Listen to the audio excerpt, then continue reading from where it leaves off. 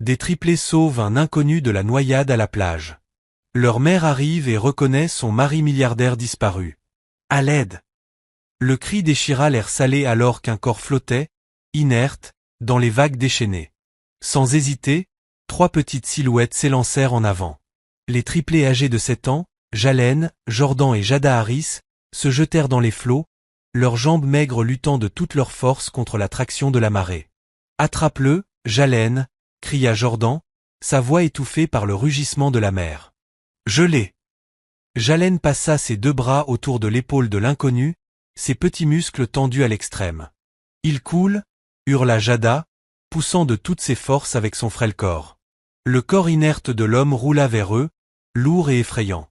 Pendant un instant terrifiant, on crut que les vagues allaient engloutir les 4. Sur le rivage, Monica Harris bondit sur ses pieds. Le concours de château de sable que ses enfants menaient quelques secondes plus tôt n'était déjà plus qu'un lointain souvenir. Elle souriait encore de leur chamaillerie, Jalen se vantant de ses douves, Jordan défendant ses tours, Jada assurant que son château était digne des reines, quand tout avait basculé en un instant. Son cœur battait à tout rompre. « Jalen, Jordan, Jada, revenez ici !» cria-t-elle en courant dans les vagues. Mais les triplés étaient déterminés. Par un travail d'équipe désespéré, ils tirèrent et poussèrent, leurs petits bras tremblants d'épuisement. L'eau les frappait, leur emplissait la bouche, étouffait leur souffle. Pourtant, ils tenaient bon. Monica plongea à son tour et saisit l'autre bras de l'homme. « Tenez-le fort. Ne lâchez pas !» ordonna-t-elle. Ensemble, mère et enfant ramenèrent l'inconnu sur le sable mouillé, s'effondrant à côté de lui. L'homme ne bougeait pas. Sa peau était pâle, ses lèvres bleuies. « Maman, est-ce qu'il est mort ?» chuchota Jada, les yeux écarquillés de peur. Monica refoula sa panique, laissant ses réflexes d'infirmière prendre le dessus. « Reculez !» ordonna-t-elle d'une voix ferme. Elle plaça ses paumes sur la poitrine de l'homme et appuya vigoureusement. 1, 2, 3. Son souffle scella le sien, ses larmes se mêlant à l'eau de mer tandis qu'elle priait. « Respire, je t'en supplie. » Une seconde interminable passa.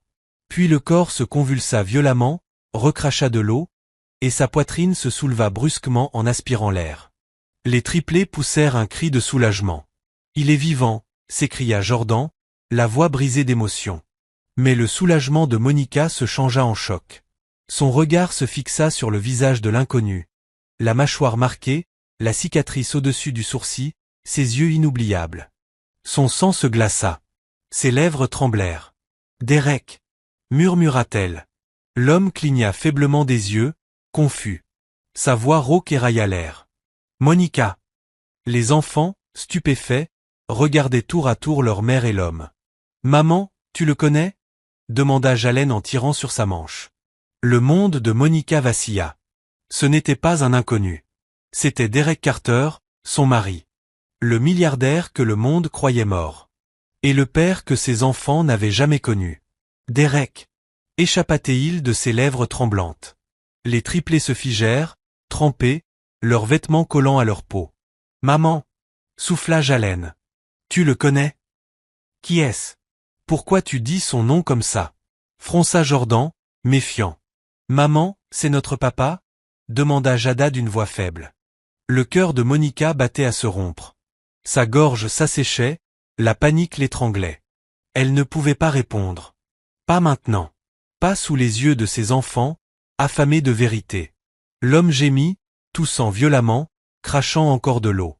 Lentement, ses yeux s'ouvrirent, éblouis par le soleil. Son regard se posa sur Monica. « Monica !»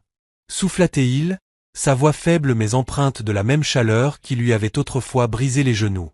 Monica étouffa un hoquet, son monde vacillant.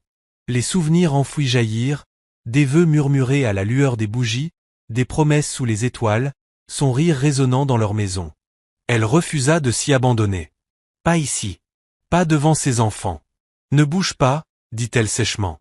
Tu as besoin d'aide. » Les triplés se rapprochèrent, pleins de questions. « Maman, est-ce qu'il est de la famille ?» demanda Jada timidement. Monica sentit son cœur se briser. Elle força un sourire fragile, ravala ses larmes. « Non, ma chérie. C'est juste un étranger. Un étranger qui a besoin d'aide. » Mais le mensonge la brûlait. Derek tendit faiblement une main vers elle. Monica, c'est moi, s'il te plaît.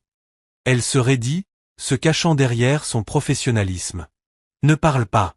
Garde tes forces. Avec sang-froid, elle appela les secouristes. Vite, un brancard, lança-t-elle. Les sauveteurs soulevèrent Derek, l'installant prudemment. Ses yeux ne quittèrent pas Monica, emplis de confusion, de supplication et d'un éclat de reconnaissance qui lui déchirait le cœur. Les triplés suivirent alors que Monica marchait d'un pas pressé à côté du brancard, ses chaussures trempées claquant sur le bois du ponton. Jalen s'accrocha à sa main. « Maman, pourquoi il t'appelait par ton nom ?» Monica serra ses petits doigts. « Il est confus. Les malades disent parfois des choses étranges. Ne t'inquiète pas. » Mais à l'intérieur, elle s'effondrait. L'homme que ses enfants venaient de sauver n'était pas n'importe quel noyé. C'était Derek Carter. L'homme qu'elle avait aimé. L'homme que le monde croyait mort.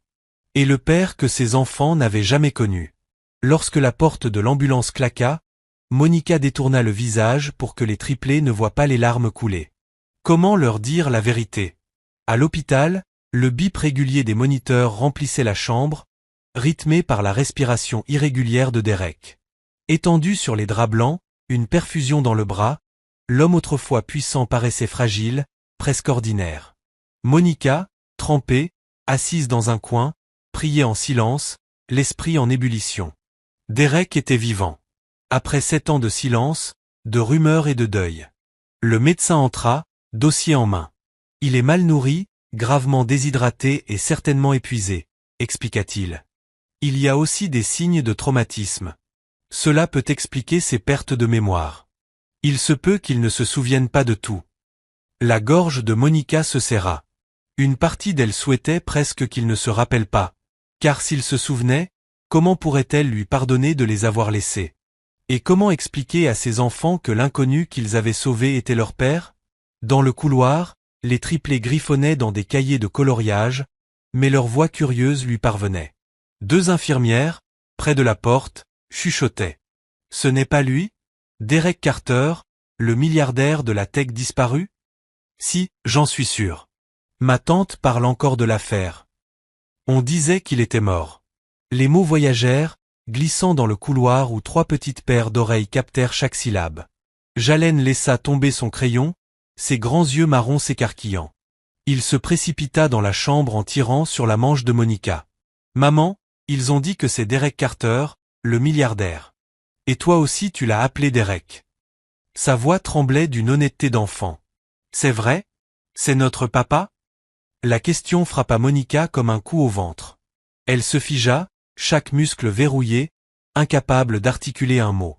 Jada jeta un coup d'œil autour du cadre de la porte, le visage pâle, où peur et espoir s'entremêlaient. Jordan croisa les bras, le ton aigu. « Dis-nous la vérité, maman. On peut la supporter. » Mais les yeux de Monica se remplirent de larmes. Ses lèvres s'entr'ouvrirent, et aucune réponse ne sortit. Elle n'y arrivait pas. Pas encore. « J'ai besoin d'air, » murmura-t-elle d'une voix rauque en se frayant un chemin. Elle trébucha dans le couloir, la vision trouble, le cœur à moitié brisé. Derrière elle, les triplés s'échangèrent des regards confus. La vérité flottait entre eux, lourde et inavouée. Pendant ce temps, dans la chambre, leur père remuait, inconscient de la tempête qui se déroulait juste au-delà de son lit d'hôpital.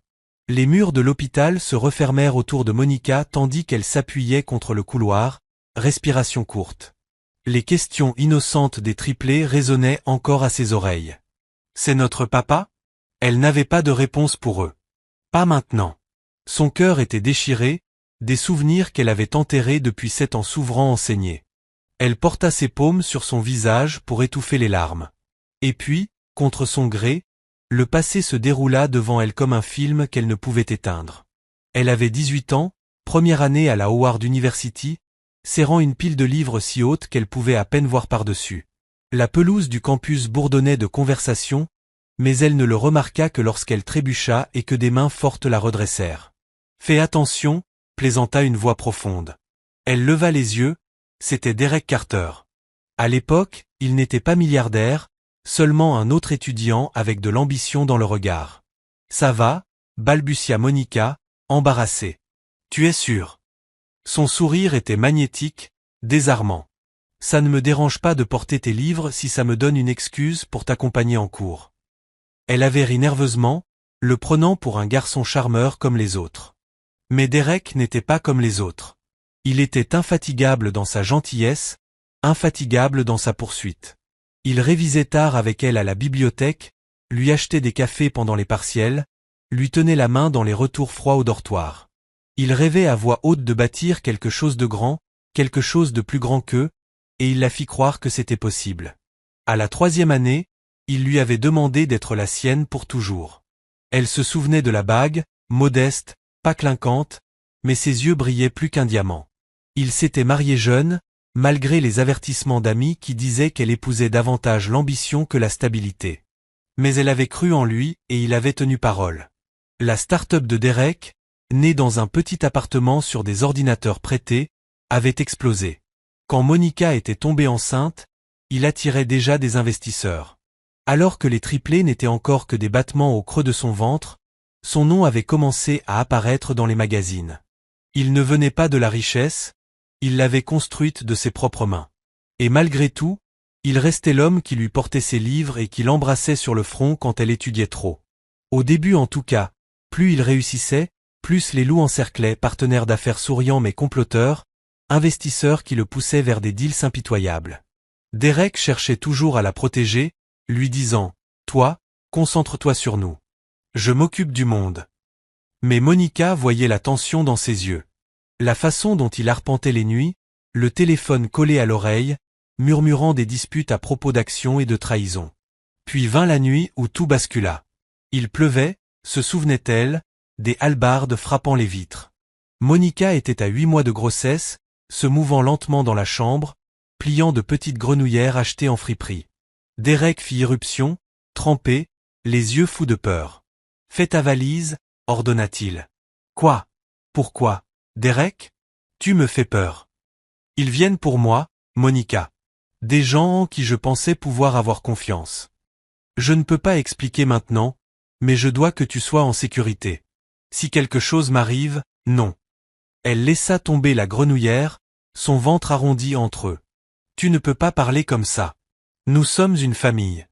Tu ne pars pas sans moi. » Mais il l'embrassa, urgent et désespéré, ses mains enveloppant son visage. « Tu es tout pour moi. Toi et les bébés. C'est pourquoi je dois le faire. Je vais arranger ça. Je reviendrai. » Puis il disparut. Elle attendit. Des heures devinrent des jours des semaines. Les nouvelles éclatèrent, Derek Carter était porté disparu. Les rumeurs se propagèrent comme le feu. Un crash d'avion, un acte criminel, une fuite à l'étranger. Certains disaient qu'il était mort. D'autres murmuraient qu'il avait fui avec une autre femme. Monica hurla devant la télévision, lança des coussins sur des journalistes qui spéculaient sans cœur tandis qu'elle accouchait seule de 3 enfants. Pas d'enterrement, pas de corps, juste le silence. Debout devant sa porte d'hôpital, ses souvenirs lui écrasaient la poitrine. Elle avait élevé les triplés à la sueur et à la prière, ne leur laissant jamais sentir l'abîme de son absence autant qu'elle. Elle faisait des doubles tours, embrassait les genoux écorchés, apprenait les prières du soir, tout en luttant pour oublier l'homme qui l'avait laissé noyer sous les responsabilités. Et pourtant, le voilà, vivant, respirant, la regardant avec ces mêmes yeux qui avaient autrefois promis l'éternité. Sa main trembla en tournant la poignée, puis elle s'arrêta. À l'intérieur, elle entendit la voix étouffée de Jordan, curieuse et méfiante. « Pourquoi maman ne veut pas nous dire qui il est? » « Peut-être que si, peut-être que c'est vraiment notre papa, » répondit Jada doucement. Monica appuya son front contre la froide poignée métallique, les larmes coulant en silence. La vérité se frayait un chemin, mais la colère aussi. Comment expliquer à 3 gamins de 7 ans que leur père n'avait pas été mort, seulement perdu dans un monde de trahison et de mensonges? Et comment s'avouer à elle-même que l'amour qu'elle croyait enterré brûlait encore, alors qu'il aurait dû se réduire en cendres? La chambre d'hôpital ronronnait des machines, l'odeur du désinfectant flottant dans l'air. Derek reposait, appuyé contre les oreillers, sa peau sombre pâlie par l'épuisement. Pourtant, ses yeux brûlaient d'une détermination que Monica n'avait pas vue depuis des années. Les triplés hésitèrent dans l'encadrement de la porte, 3 paires d'yeux bruns fixés sur lui avec un mélange de suspicion et d'admiration. Entre, dit Derek doucement, la voix rauque mais stable. Son regard passa d'un visage à l'autre, Jalen au regard sérieux, Jordan les bras croisés, Jada serrant son carnet de croquis comme un bouclier. Monica resta derrière eux, les bras croisés, tiraillée entre protéger ses enfants et leur laisser voir l'homme qui avait autrefois été son monde. Jalen fut le premier à s'avancer. Il traîna une chaise jusqu'au lit avec un crissement et s'assit, les jambes se balançant nerveusement. « Salut », dit-il après un silence. « Je m'appelle Jalen. Je suis l'aîné. » Au bout de 2 minutes, les lèvres de Derek esquissèrent un faible sourire. « L'aîné, hein? Ça fait de toi le chef. » Jalen haussa les épaules, mais la fierté scintilla dans ses yeux. Jordan n'était pas si facilement convaincu. Il marcha d'un pas ferme et se planta au pied du lit, menton levé, défiant. « Si tu connais maman, pourquoi t'es pas resté? Pourquoi tu l'as laissé pleurer la nuit en pensant qu'on dormait ?» Monica se raidit. Elle n'avait pas réalisé que ses enfants l'avaient remarqué. La chaleur monta à son visage, honte et colère se heurtant. La gorge de Derek se contracta tandis qu'il cherchait ses mots. Sa voix se brisa. « Je ne voulais pas partir. Je ne voulais pas vous quitter. » Son regard balaya les 3 enfants. « Il s'est passé quelque chose. Des gens en qui j'avais confiance m'ont trahi. J'ai pensé que si je restais, vous seriez en danger. Je me suis dit que disparaître était le seul moyen de vous protéger. » Les yeux de Jordan se plissèrent. « Ça ressemble à un mensonge. » Jordan, prévint Monica, mais Derek leva la main. « Non, il a le droit de savoir, » dit-il d'une voix ferme mais douce. « Vous avez raison d'être en colère. Si j'étais vous, je le serais aussi. » Pour la première fois, Jordan relâcha quelque peu ses bras croisés. Jada, restée silencieuse jusque-là près de l'encadrement, approcha enfin et glissa son carnet de croquis sur les genoux de Derek sans un mot. Derek baissa les yeux. Sur la page, un dessin rudimentaire montrait 4 bonshommes bâtons. Une mère, 3 enfants et un homme aux larges épaules. Au-dessus, d'une écriture tremblante, on lisait « Notre famille ». Son souffle se coupa, ses doigts tremblèrent en retraçant les traits au crayon. Il avala difficilement, la vue embuée. « C'est magnifique, ma petite. » Les lèvres de Jada tremblèrent, mais elle lui adressa un sourire timide. « Je l'ai dessiné l'année dernière. Je ne savais pas à quoi tu ressemblais, alors j'ai deviné. » Derek pressa le dessin contre sa poitrine, la voix brisée. « C'est parfait. » La pièce resta silencieuse, alourdie d'émotions que personne ne savait gérer. Finalement, Monica clarifia la gorge, sa voix tranchante pour masquer le tremblement. « Enfant, laissez-lui un peu d'espace. Il a besoin de repos. » Jalen hésita. « Mais maman, on vient juste de... » « Maintenant, » coupa Monica sèchement. Les triplés échangèrent un regard. Jada fit un petit signe de la main à Derek. Jordan enfouit ses mains dans ses poches, et Jalen marmonna à regret. « Au revoir. » Ils s'éloignèrent, leurs petits pas résonnant dans le couloir. Monica resta un instant derrière, les bras serrés contre sa poitrine. « Ne fais pas ça, » dit-elle, la voix basse mais cinglante. « Faire quoi ?» demanda Derek, même s'il savait déjà. « Ne les regarde pas comme ça. Ne leur parle pas comme ça. Ne fais pas de promesses que tu ne peux pas tenir. » Ses yeux brillaient de larmes retenues, mais sa mâchoire était déterminée. Ils avaient grandi sans père. Ils n'avaient pas besoin de s'attacher à toi pour que tu partes ensuite. Derek redressa la tête malgré sa faiblesse, soutenant son regard avec une résolution tranquille. « Monica, je n'ai pas choisi de partir, » dit-il. « Mais je jure que je ne laisserai personne m'emmener loin d'eux à nouveau. » « Toi encore. » Elle secoua la tête, un rire amer lui échappa. « Tu as toujours eu de grands discours, Derek. Des promesses, des rêves, des empires, et puis, une nuit, tu as disparu. Tu sais ce que ça m'a fait? Ce que ça leur a fait? » Ses yeux s'adoucirent. « Je sais. Et je passerai chaque souffle qu'il me reste à réparer ça. » Les lèvres de Monica se pincèrent en une fine ligne. « On verra. » Elle se retourna brusquement, sa blouse froissant en bruissant vers la porte.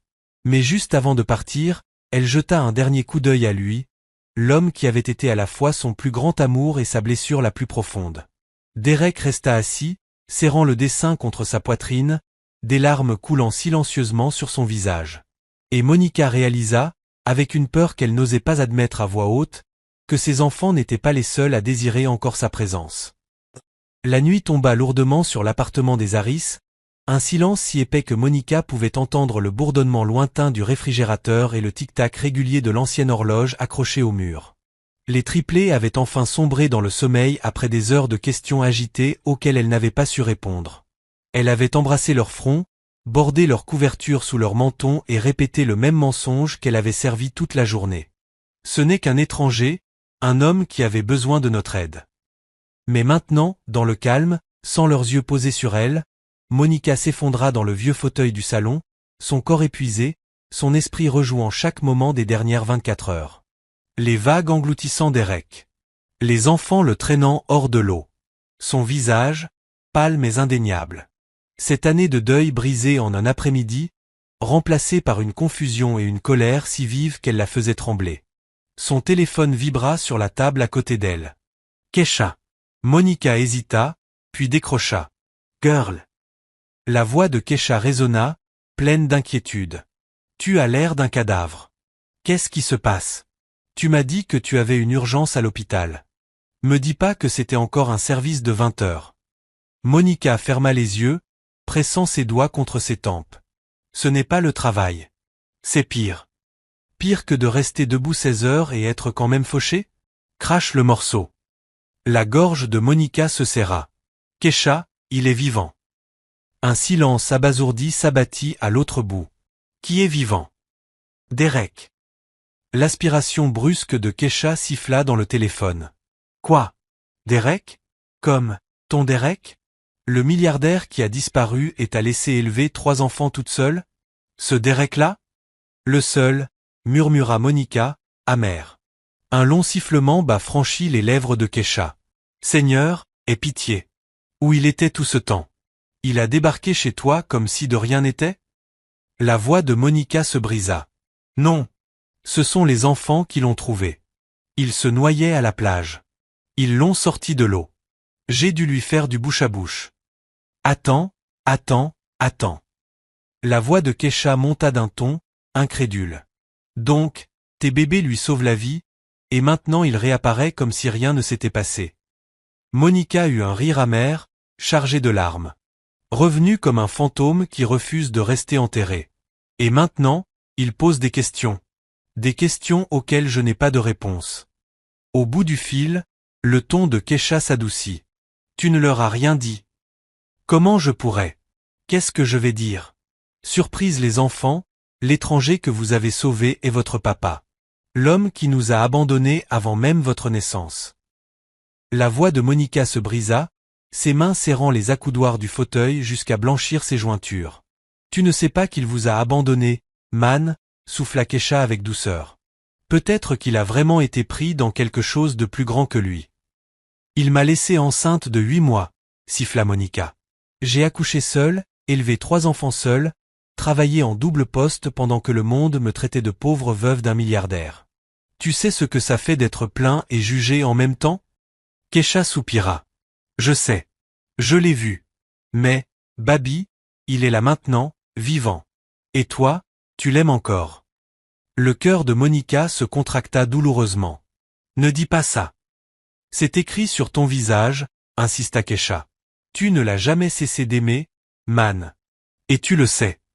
La porte de la chambre des enfants grinça. Monica se figea. De petits pas se firent entendre dans le couloir. Elle coupa le son du téléphone et écouta. Les chuchotements des triplés flottèrent jusqu'à elle. T'as entendu maman? Souffla Jalen. Elle a dit, c'est notre papa, répondit Jada, serrant son ours en peluche. Alors pourquoi elle nous ment? Siffla Jordan, la voix dure.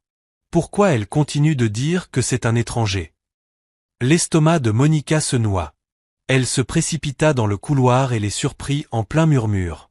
Leurs yeux s'écarquillèrent. Au lit, ordonna Monica, la voix tremblante. Mais maman, commença Jalen. Pas de mais, claqua-t-elle, plus fort qu'elle ne l'aurait voulu.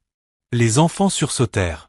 La culpabilité la poignarda, mais elle durcit son expression. Allez!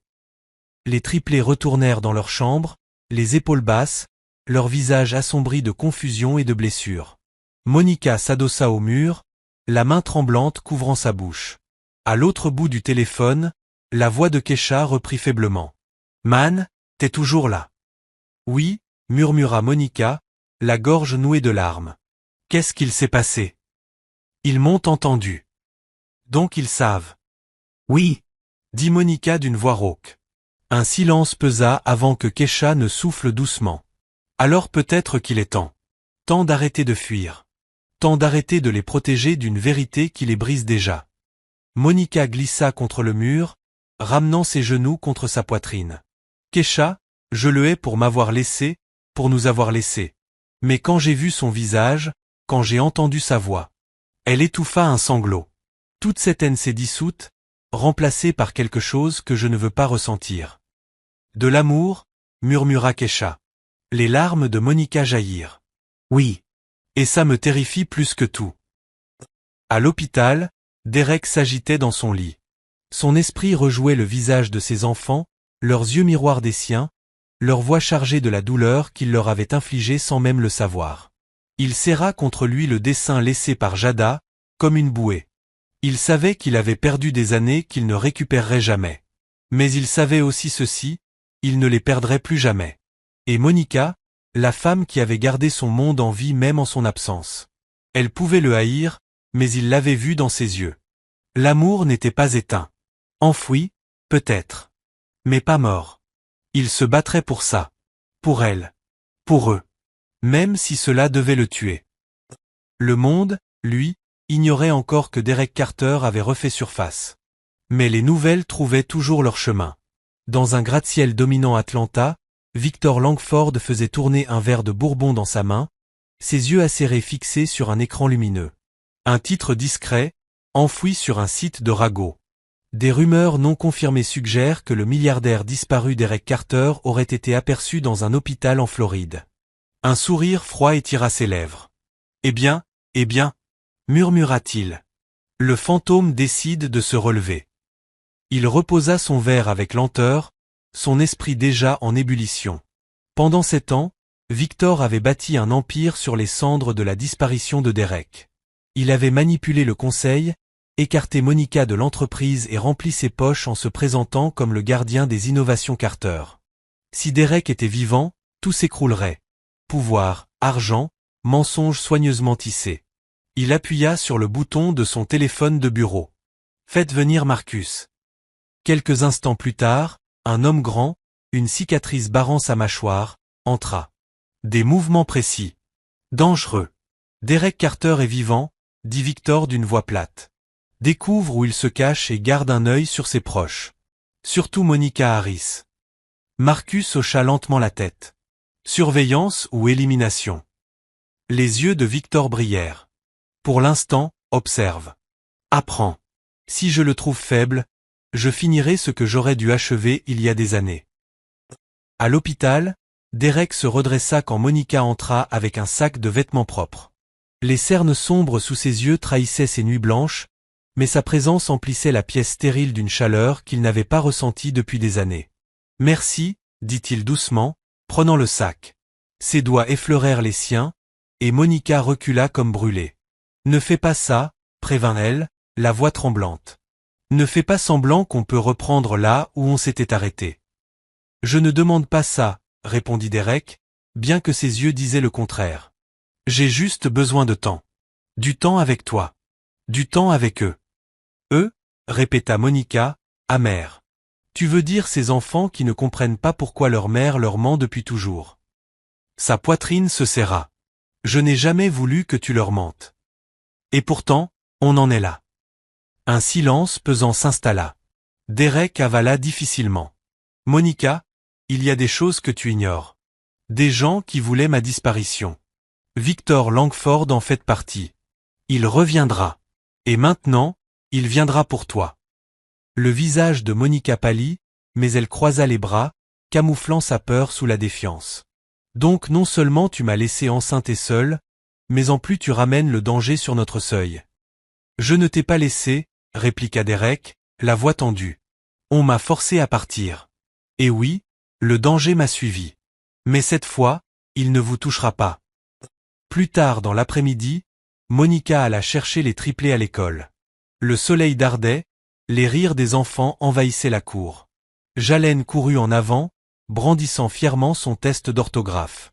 Jada serrait son dossier de dessin, fredonnant doucement. Jordan traînait derrière, toujours sombre de leurs questions restées sans réponse. Monica sourit faiblement, malgré le poids sur sa poitrine. Elle leur prit les mains. Un frisson la parcourut. La sensation d'être observée. Elle se retourna brusquement. De l'autre côté de la rue, une berline noire stationnait, moteur ronronnant, vitres teintées reflétant la cour d'école. Trop propre. Trop calculé. Sa respiration se coupa. Vite, souffla-t-elle, serrant ses enfants contre elle. Qu'est-ce qu'il y a, maman? Demanda Jalène en fronçant les sourcils. Rien, bébé. Juste, rentrons vite. Mais ses yeux revinrent en arrière. La berline démarra lentement, se fondant dans la circulation, laissant derrière elle un écho creux d'inquiétude. Cette nuit-là, Derek se redressa dans son lit, son corps encore faible mais son esprit plus clair.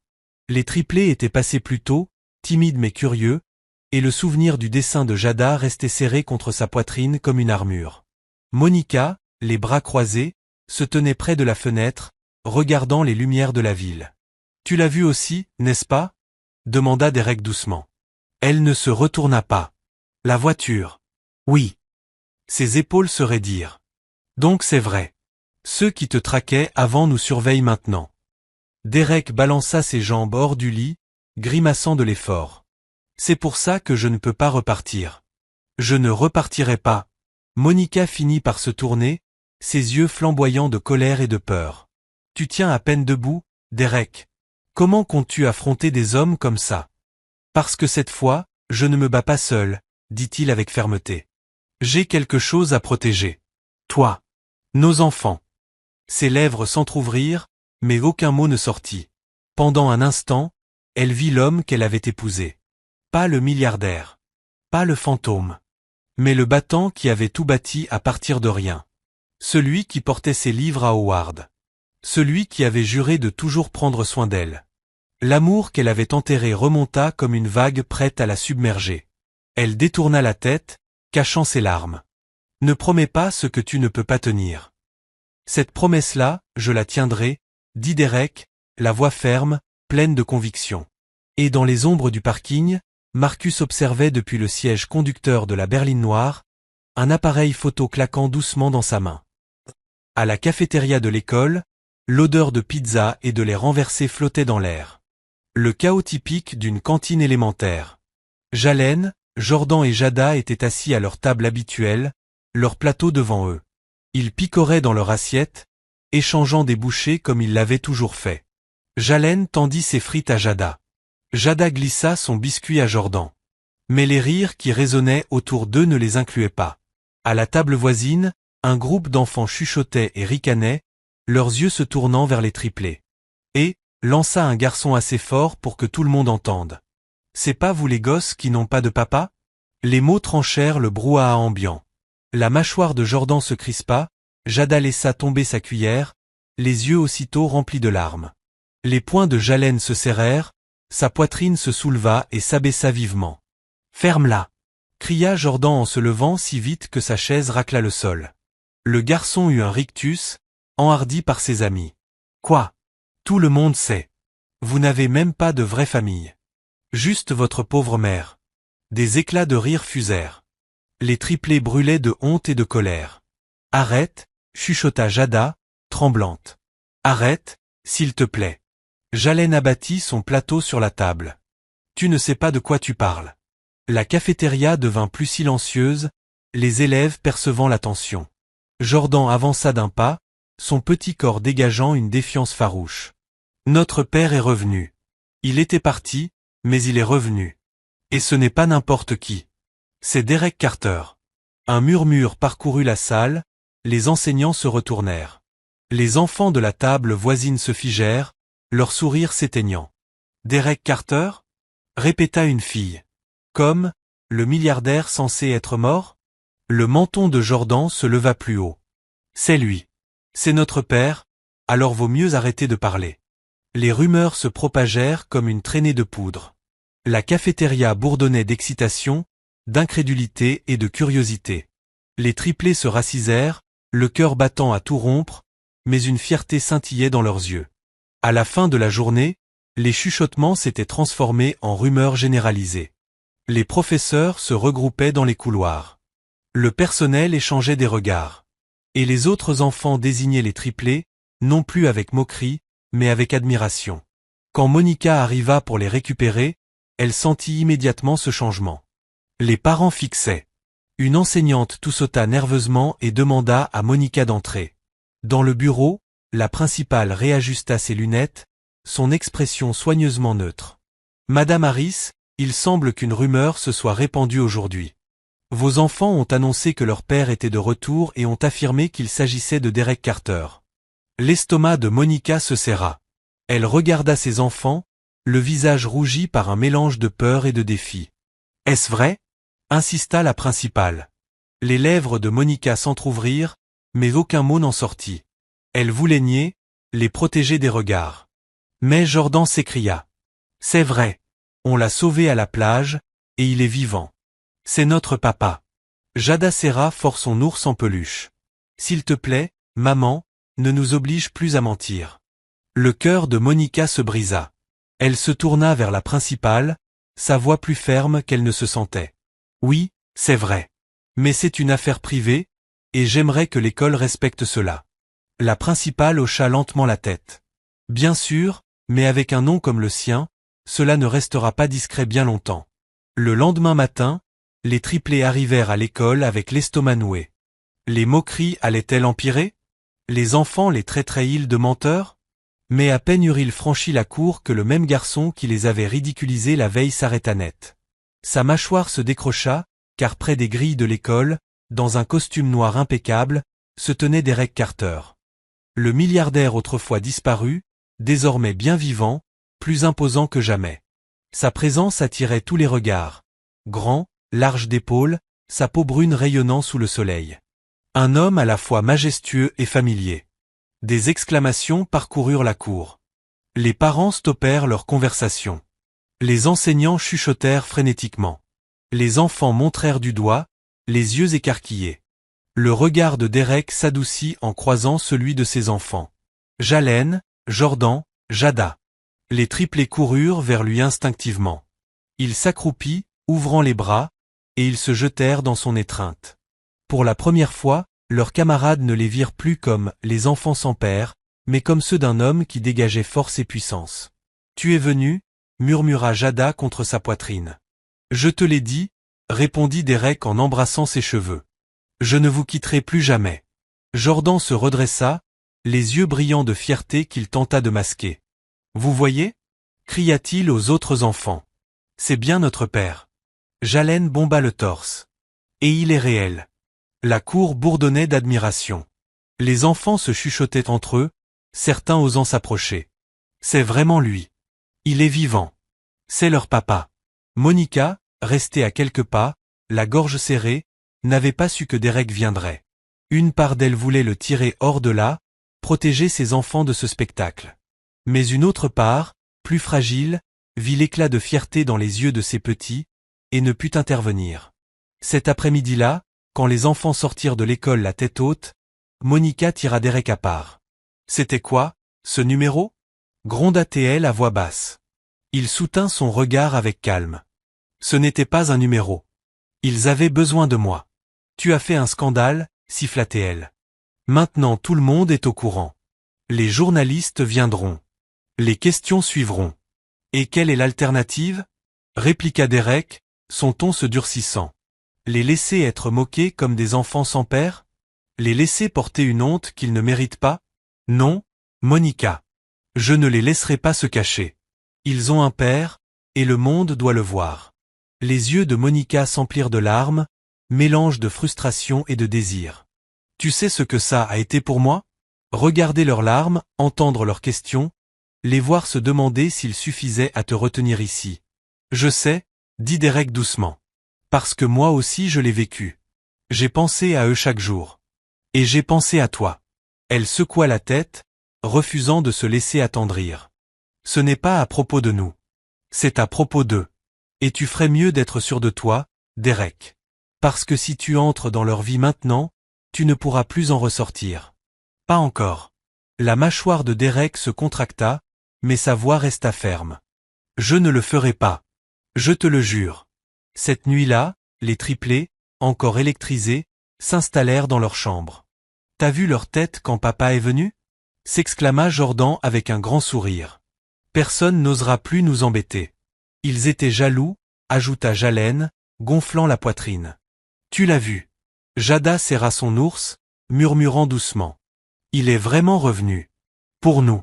Dans leur petit appartement, pour la première fois, les enfants s'endormirent non pas avec des questions, mais avec de la fierté.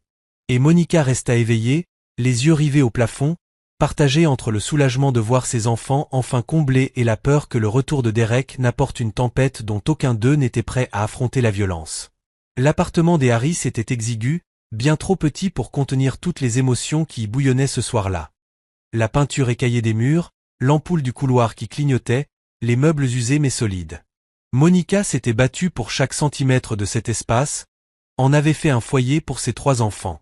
Et maintenant, Derek Carter, l'homme qui avait vécu dans des manoirs, se tenait sur le pas de sa porte comme un intrus.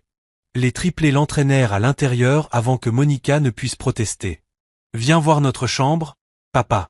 s'écria Jada, sa petite main serrant la sienne. Le mot papa jaillit de ses lèvres avec une joie si naturelle que la poitrine de Monica se serra. Derek se figea une seconde, comme frappé par le mot avec la même force. Puis ses lèvres s'étirèrent dans le sourire le plus tendre que Monica ait vu depuis leurs années d'université. « Montrez-moi. » Les enfants le guidèrent dans le couloir étroit vers leur chambre partagée.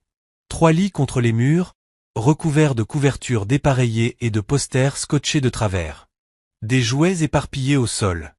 Les dessins de Jada tapissaient presque chaque surface. « Ça, c'est mon côté », annonça fièrement Jalen, montrant une étagère où il avait aligné ses livres et petites voitures. « Je lis plus vite qu'eux », ajouta-t-il en lançant un regard provocateur à ses frères et sœurs. « À peine », rétorqua Jordan. « Ma tour de Lego était plus grande que la tienne la semaine dernière. »« Parce que tu as triché », grogna Jalen.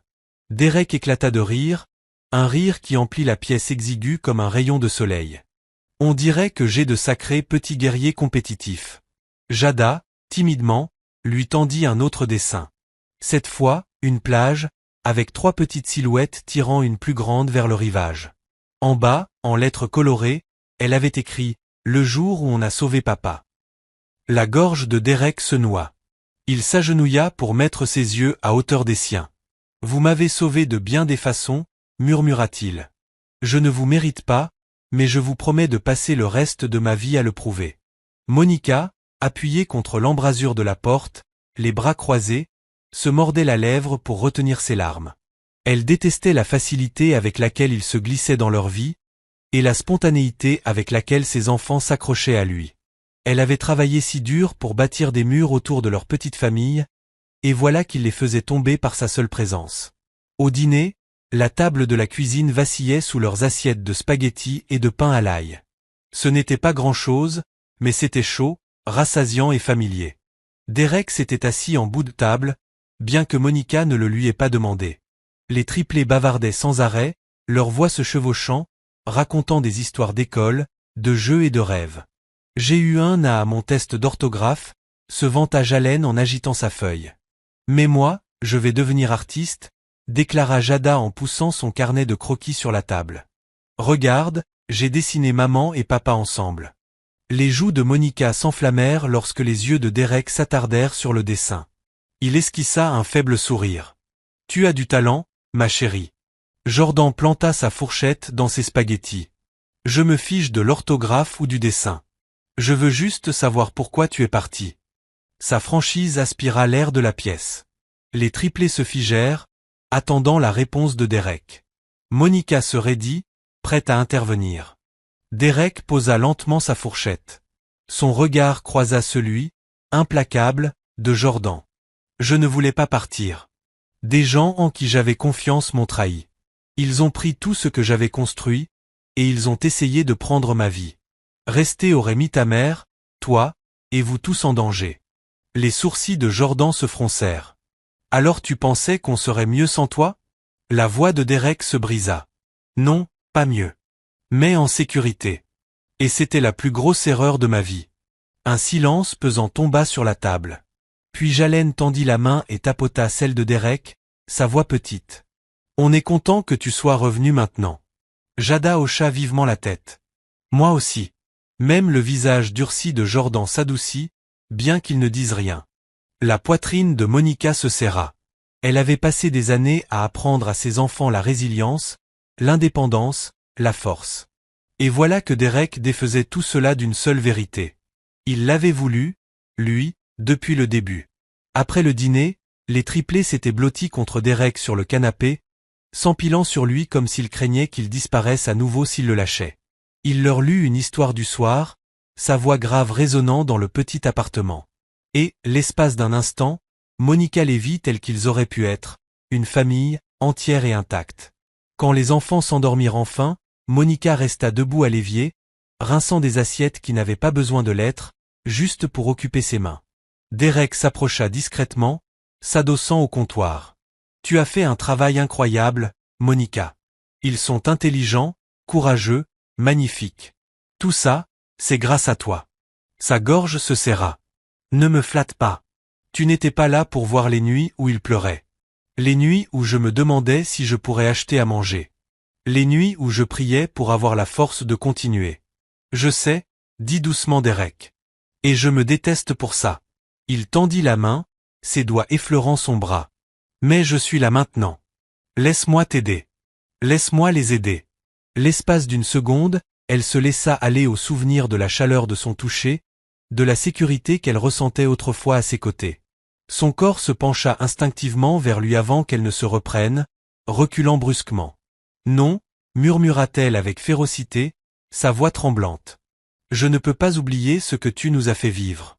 Je ne peux pas me permettre de ressentir ça à nouveau. » Les yeux de Derek s'adoucirent, mais une détermination brûlait derrière eux. « Je ne te demande pas d'oublier. Je te demande de me donner une chance de réparer. » Monica se détourna, refoulant ses larmes. Elle ne pouvait pas lui montrer à quel point il la bouleversait encore. Parce que la vérité, c'était que, malgré tous ses efforts pour lutter contre, elle l'aimait toujours. Et cela la terrifiait plus que tout. Les papiers de sortie de l'hôpital furent signés, et Derek Carter sortit sous le soleil brûlant de Floride, flanqué de Monica et des triplés. Sa démarche était plus lente qu'autrefois, son corps affaibli par des années d'épreuves, mais sa tête restait haute. Les caméras ne s'étaient pas encore mises en marche. Aucun communiqué officiel, aucun déchaînement médiatique, mais Derek savait que ce n'était qu'une question de temps. Quelque part, Victor avait déjà remarqué les signes. Dans un bureau élégant de l'autre côté de la ville, Victor était assis à son bureau, les doigts tambourinant sur le bois à cajou. Marcus se tenait devant lui, une ombre dans la pénombre. « La rumeur se répand, dit Marcus. Il est apparu à l'école. Les gens murmurent. Le milliardaire est vivant. » Les yeux de Victor se plissèrent. Exactement ce que je craignais. Derek se rend visible, il attire la sympathie, il reconstruit son image. Si le public l'adopte, le conseil le fera aussi. Je ne peux pas laisser ça arriver. Marcus inclina la tête. Vous voulez qu'il soit réduit au silence? Pas encore, répondit Victor froidement. La peur est plus forte que la mort. Si sa famille se sent en danger, peut-être qu'il reculera. Commence par la femme, Monica Harris. Envoie-lui un message qu'elle n'oubliera pas. Marcus hocha la tête une fois. Considérez que c'est fait. Le lendemain matin, Monica pointa à l'hôpital, ses blouses froissées après une autre nuit agitée. Elle essaya de se concentrer sur les dossiers, les patients, les procédures, mais ses pensées revenaient sans cesse aux paroles de Derek au dîner. À la façon dont il avait lu aux enfants. À son propre cœur qui, traîtreusement, désirait encore cette vie. Elle griffonnait des notes sur le dossier d'un patient quand une enveloppe apparut sur son bureau. Personne n'avait vu qui l'avait laissé. Du papier blanc banal, mais son estomac se noua immédiatement. Elle l'ouvrit avec des mains tremblantes. À l'intérieur, une seule photo, ses enfants marchant vers l'école, leur sac à dos coloré contrastant avec le trottoir gris. En bas, écrit en grosses lettres noires. Fais-le taire ou ils ne seront pas en sécurité. Ses genoux fléchirent. Elle s'agrippa au bord du bureau, son souffle coupé par la panique. Pendant 7 ans, elle avait lutté, souffert, enduré, mais elle avait gardé ses enfants en sécurité. Et maintenant, à cause du retour de Derek, même cette promesse s'effondrait. Ce soir-là, Monica entra en trombe dans l'appartement, la photo serrée dans son poing. Derek était assis sur le canapé avec Jalen sur ses genoux, l'aidant pour ses devoirs de maths, tandis que Jada et Jordan s'étalaient sur le tapis en coloriant. Cela aurait dû être une scène paisible.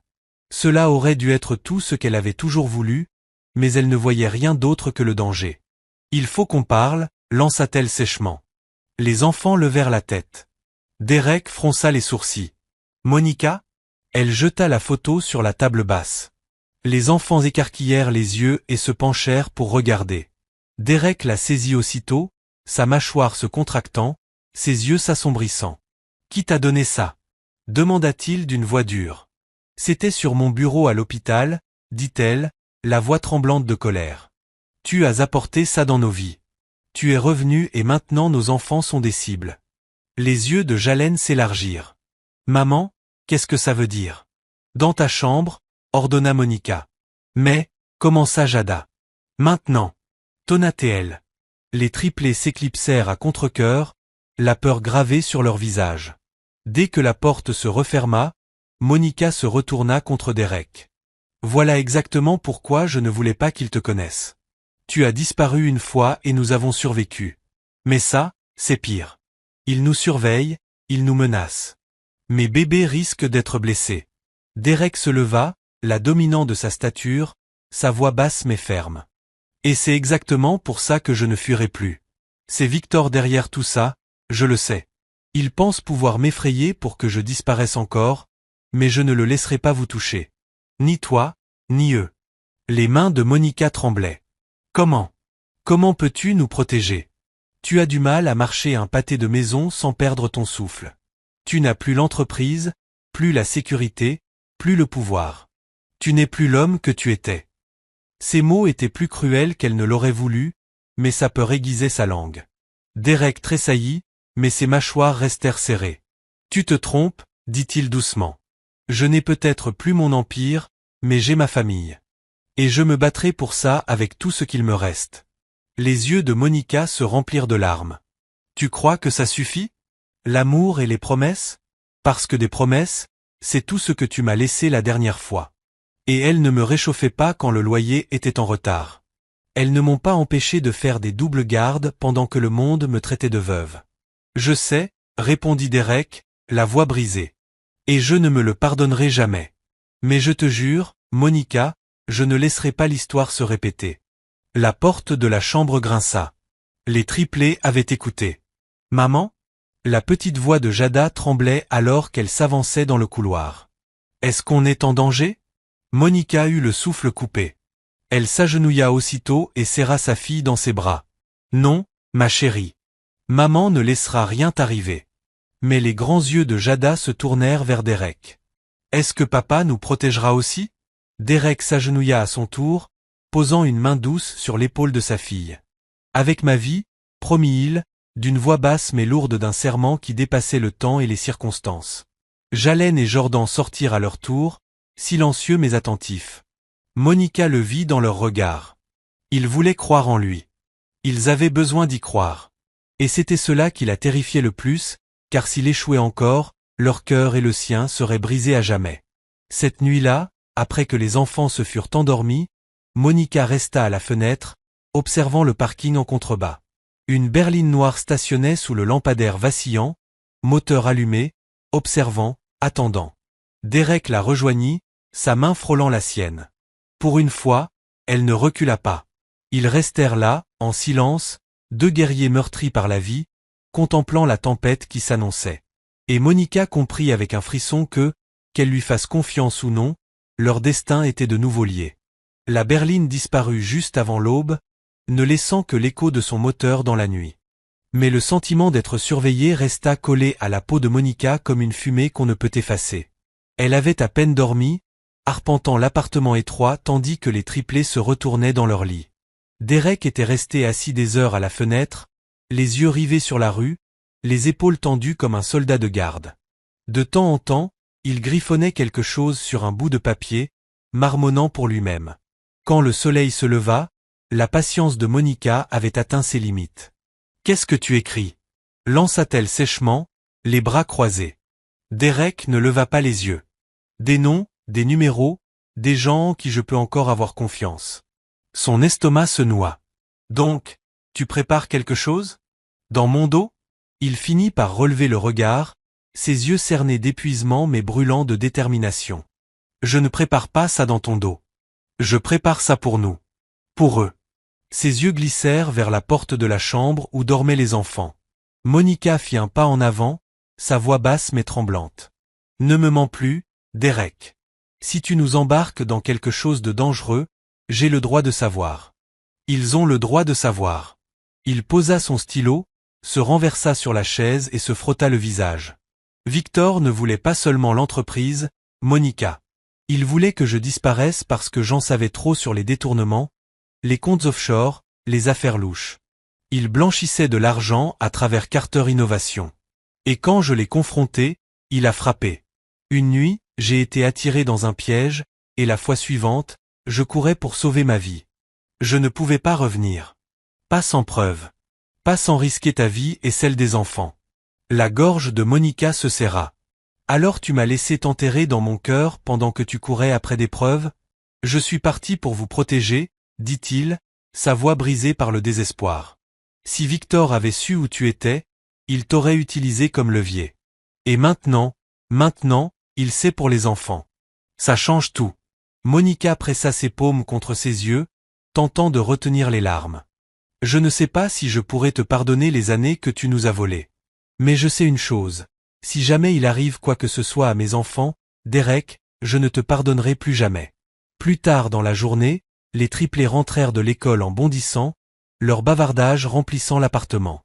Ils semblaient marcher plus droit depuis la révélation de Derek aux grilles de l'école, la fierté illuminant leurs visages comme de petits soleils. « Papa, devine quoi ?»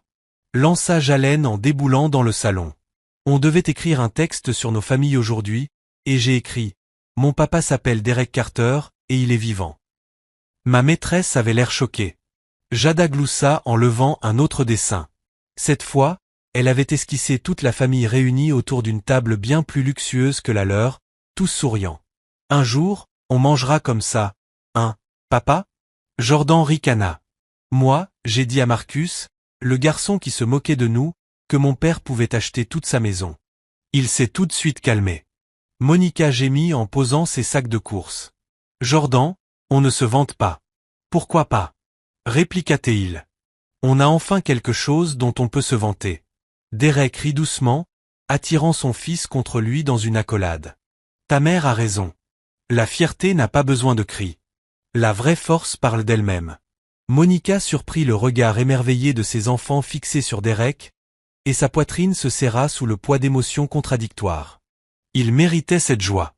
Mais à quel prix ? Cette nuit-là, après que les triplés se furent endormis, Monica trouva Derek à nouveau assis à la table de la cuisine, penché sur ses notes.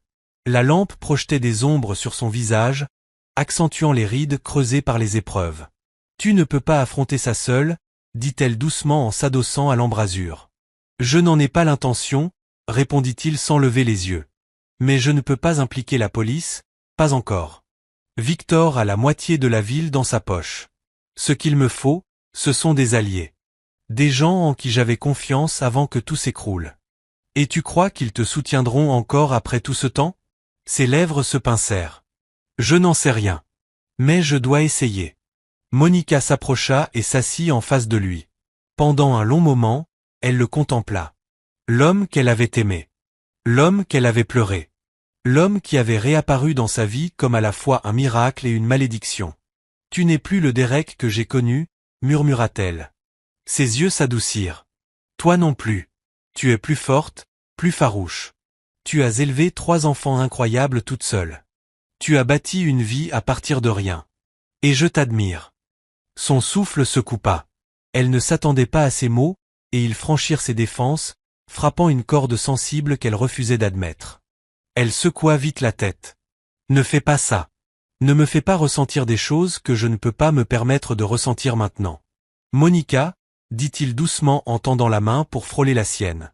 Tu n'as pas à te battre contre moi. On est du même côté. On l'a toujours été. Sa main tremblait sous la sienne. Elle voulait la retirer, mais ne le fit pas. Dans le couloir, 3 petites silhouettes les observaient en cachette. Regarde, chuchota Jada à ses frères, un grand sourire aux lèvres. Ils se tiennent la main. Je vous l'avais dit, ils s'aiment encore, souffla Jalen, ravi. Jordan leva les yeux au ciel, mais sa voix était plus douce que d'habitude. Peut-être bien. Les enfants se faufilèrent de nouveau vers leur chambre, murmurant avec excitation, l'espoir fleurissant dans leur jeune cœur. Pour la première fois de leur vie, le rêve d'une famille réunie paraissait possible. Mais dehors, sous le même lampadaire vacillant qu'auparavant, Marcus était adossé à la berline noire, son téléphone collé à l'oreille. Ils sont de nouveau ensemble, rapporta Théil. Les enfants, la femme, et Carter. On dirait une belle petite famille heureuse. Le rire glacé de Victor crépita à travers la ligne. Bien. Qu'il en profite. Plus la chute sera dure. Continue de les surveiller. Bientôt, il se rappellera ce qu'il en coûte de me défier. Marcus rangea son téléphone, ses yeux se posant sur la fenêtre illuminée de l'appartement. À l'intérieur, il y avait l'amour, fragile mais ardent. À l'extérieur, le danger, prêt à frapper. Et la guerre entre les deux ne faisait que commencer. La nuit était lourde, immobile, le genre de silence qui pèse contre les murs comme un avertissement.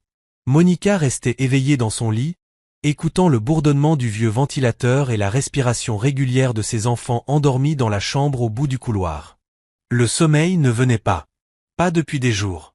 Chaque craquement de l'immeuble la mettait en alerte. Chaque ombre derrière les rideaux alimentait son imagination. Elle avait vécu des années comme mère célibataire à lutter pour s'en sortir, mais elle ne s'était jamais sentie traquée. Désormais, depuis le retour de Derek, sa peur avait des griffes. Sur le canapé, Derek s'agitait, refusant de partager son lit, son corps trop affaibli par le passé, mais son esprit plus aiguisé que jamais. Il ne lui avait pas dit qu'elle non figurait sur sa liste, mais elle savait qu'il se préparait à quelque chose, une confrontation, une guerre. Et cette nuit-là, la guerre vint à eux. Cela commença par un léger cliquetis à la fenêtre de l'escalier de secours. Monica se redressa d'un bond, le cœur battant. Elle se glissa dans le couloir, ses pieds nus glissant sur les lattes usées. Derek était déjà debout, sa silhouette découpée par la lumière faible du lampadaire. Leurs regards se croisèrent, il avait entendu, lui aussi. Le cliquetis devint un grincement, puis un déclic métallique. La serrure de la cuisine gémit. Les enfants, souffla Monica en se précipitant dans leur chambre. Elle secoua Jalen, puis Jada, puis Jordan. Réveillez-vous, vite. Silencieusement. Jalen battit des paupières, ensommeillée. Maman? Chut! Fit-elle en portant un doigt à ses lèvres. Il y a un problème. Les yeux des triplés s'écarquillèrent, la peur les rendant immédiatement lucides. Ils sortirent du lit, se tenant les mains. Dans le salon, un fracas éclata, le verre se brisa en éclats. Jada étouffa un sanglot. Jordan serra les poings. Jalen souffla avec rage. Je vous protégerai. Le cœur de Monica se brisa et se gonfla tout à la fois. Même dans la terreur, il voulait être courageux. Le premier intrus entra dans l'appartement, le visage dissimulé sous une cagoule, un pied de biche brillant à la main. Un autre suivit, plus grand, au geste prédateur. Marcus entra le dernier, calme et calculateur, sa cicatrice luisant dans l'ombre. Son regard balaya l'appartement comme celui d'un chasseur. Fouillez partout, ordonna-t-il, la voix basse mais tranchante. Les gosses sont la clé. Trouvez-les. Monica poussa ses enfants dans l'espace étroit entre le lit et le mur. Restez couchés. Ne faites aucun bruit. Souffla-t-elle. Puis elle saisit la lourde lampe de la commode et s'avança dans le couloir, le pouls battant dans ses tempes. 7 ans qu'elle se battait pour survivre, et cette nuit encore, elle se battrait, bec et ongles, pour ses enfants. Derek affronta le premier intrus de face, dans le salon. Son corps était affaibli, mais l'adrénaline parcourait ses veines. Il attrapa le poignet de l'homme avant que le pied de biche ne s'abatte, tordant de toutes ses forces. L'intrus cria, trébucha, et l'arme tomba au sol. Derek s'en empara et la brandit comme une arme. Vous avez choisi la mauvaise famille, gronda Théil. Le deuxième homme surgit par derrière et le plaqua au sol. L'air s'échappa de ses poumons, la douleur éclata dans ses côtes, mais il refusa de lâcher le pied de biche. Monica jaillit du couloir, abattant la lampe de toutes ses forces. Elle s'écrasa sur le dos du second intrus, le projetant au sol. « Éloignez-vous de mes enfants !» cria-t-elle, sa voix méconnaissable, sauvage. Marcus avança, ses gestes précis. Il ne se pressa pas, ne trébucha pas. Il sortit simplement un couteau de sa ceinture, la lame scintillant dans l'ombre. « Monica Harris, dit-il d'un ton presque moqueur. Tu as du cran. Je comprends pourquoi Derek t'a aimé. » Son estomac se tordit. « Si tu les touches, je te jure. » Il ricana. « Tu feras quoi? Me tuer? Vous êtes dépassés, tous les deux. » Son regard glissa vers Derek, qui se relevait péniblement, du sang coulant de sa lèvre. « Regarde-le. Ce n'est plus que l'ombre de lui-même. » Derek cracha du sang sur le sol. « Peut-être. Mais même une ombre peut frapper. » Il brandit le pied de biche, repoussant Marcus d'un coup. Le couteau scintilla, heurtant le métal dans un bruit strident. Dans la chambre, les triplés tremblaient. Leur cœur battait à tout rompre. « On ne peut pas juste se cacher, » souffla Jalen. « Papa et maman ont besoin de nous. »« Non !» protesta Jada, les larmes aux joues. « Ils nous ont dit de rester. » Mais les yeux de Jordan brûlaient. « Ils ont besoin d'aide. »« Allez !» Les trois enfants sortirent de leur cachette, armés de ce qu'ils avaient trouvé. Une batte en plastique, une lampe de poche, un livre assez lourd pour être lancé. Leurs petites jambes tremblaient, mais leur courage surpassait la peur. Dans le salon, le chaos éclatait. Derek et Marcus s'affrontaient, le pied de biche s'entrechoquant avec le couteau. Monica abattit la base d'une lampe brisée sur la tête du deuxième intrus, le faisant tomber dans un gémissement. Le premier intrus se rua vers la porte, du sang dégoulinant de son nez. Alors un cri retentit. « Laissez notre famille tranquille !» Les triplés chargèrent, brandissant leurs armes de fortune. Jalen frappa le bras de Marcus avec sa batte en plastique. Jada braqua la lampe torche dans ses yeux. Jordan lança un gros livre, l'atteignant à l'épaule. Marcus gronda, agitant son couteau sauvagement. Monica hurla et se jeta en avant pour protéger ses enfants. Mais Derek fut plus rapide. Il balança le pied de biche de toutes ses forces, atteignant la main de Marcus. Le couteau tomba en cliquetant sur le sol. Marcus recula en titubant, ses doigts brisés serrés contre lui, la fureur flamboyant dans ses yeux. « Ce n'est pas fini !» cracha Théil. Il repoussa l'autre intrus hébété vers la porte. « Repliez-vous !» Ils disparurent dans la nuit, laissant derrière eux du verre brisé, du sang et la peur. Un instant, le silence régna. On n'entendait que la respiration haletante des enfants et le souffle lourd de Derek. Puis Monica tomba à genoux, attirant les triplés dans ses bras. « Vous êtes blessés? Laissez-moi vous voir. »« On va bien, maman, » murmura Jada, bien que son petit corps tremblât. « On a aidé. » Monica embrassa chacun d'eux sur le front, des larmes coulant sur son visage. « Vous êtes courageux, mais ne faites plus jamais ça. Promettez-le-moi. » Les enfants hochèrent la tête à contre-cœur, s'accrochant à elle de toute leur force. De l'autre côté de la pièce, Derek s'affaissa contre le mur, du sang coulant d'une entaille au-dessus de son œil. Pourtant, dans son expression, il n'y avait pas de défaite, seulement une détermination farouche. Monica le regarda, la poitrine serrée. Pour la première fois, elle ne vit pas seulement l'homme qui l'avait abandonné, mais celui qui était revenu brisé, épuisé, mais prêt à se battre pour eux tous. Elle se releva, traversa la pièce et pressa un linge humide contre sa blessure, ses mains tremblantes. « Tu aurais pu être tué, » chuchota-t-elle. « Toi aussi, » répondit-il d'une voix rauque, attrapant sa main et la maintenant contre sa tempe. « Monica. Ce n'est que le début. Il ne s'arrêtera pas. Pas avant de m'avoir détruit, moi, et tout ce que j'aime. » Elle croisa son regard, ses propres yeux embués de larmes. « Alors on ne peut pas faire ça chacun de notre côté. Si on veut survivre, il faut l'affronter ensemble. » La poitrine de Derek se souleva, l'émotion traversant ses traits meurtris. « Ça veut dire ? » « Ça veut dire, » dit Monica fermement en jetant un coup d'œil vers leurs enfants qui les observaient, les yeux grands et confiants, que tu ne te battras plus seul.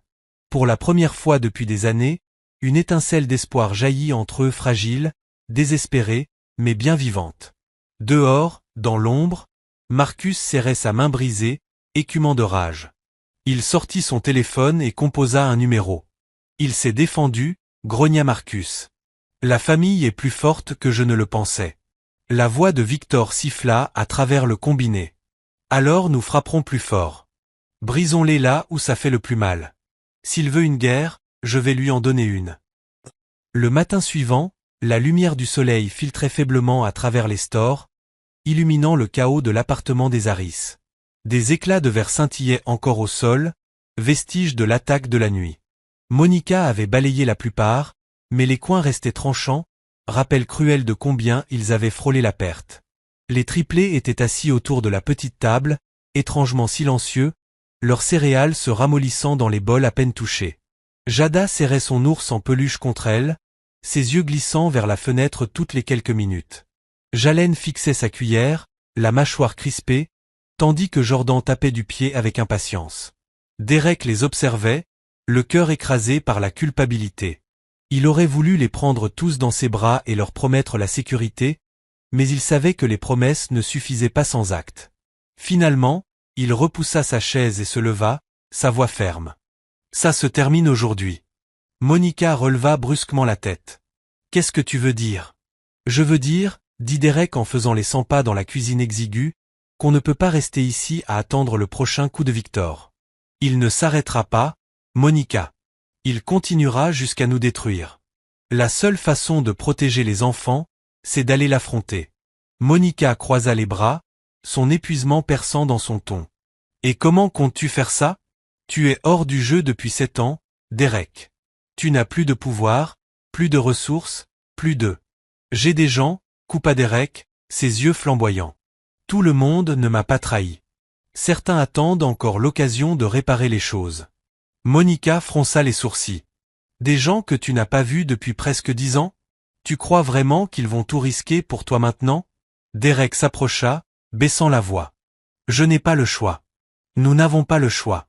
Si je ne me bats pas, on ne sera jamais en sécurité. Et je ne te perdrai pas. Pas encore. La gorge de Monica se serra face à l'intensité de son regard. Une part d'elle voulait hurler, lui interdire d'entraîner leurs enfants dans ce danger. Mais une autre part, celle qui se souvenait de l'homme qui avait bâti un empire à partir de rien, murmura que peut-être, juste peut-être, il pouvait gagner. Très bien, dit-elle enfin, la voix lourde de résignation. Mais si on fait ça, je suis impliqué. Tu ne me caches plus rien. Derek hocha la tête gravement. D'accord. Cet après-midi-là, Monica se retrouva dans un café du centre-ville qui sentait le café brûlé et la friture. Derek était assis à côté d'elle, vêtu de vêtements qui ne criaient plus « milliardaire », mais portaient encore une aura d'autorité. En face d'eux se tenait Clarence, C.J. Jackson, ancien membre du conseil d'administration de Carter Innovation. Son costume jadis élégant était élimé, et l'amertume assombrissait ses yeux. T'as du culot, Derek, marmonna C.J. en remuant son café avec trop de force. Le monde te croyait mort.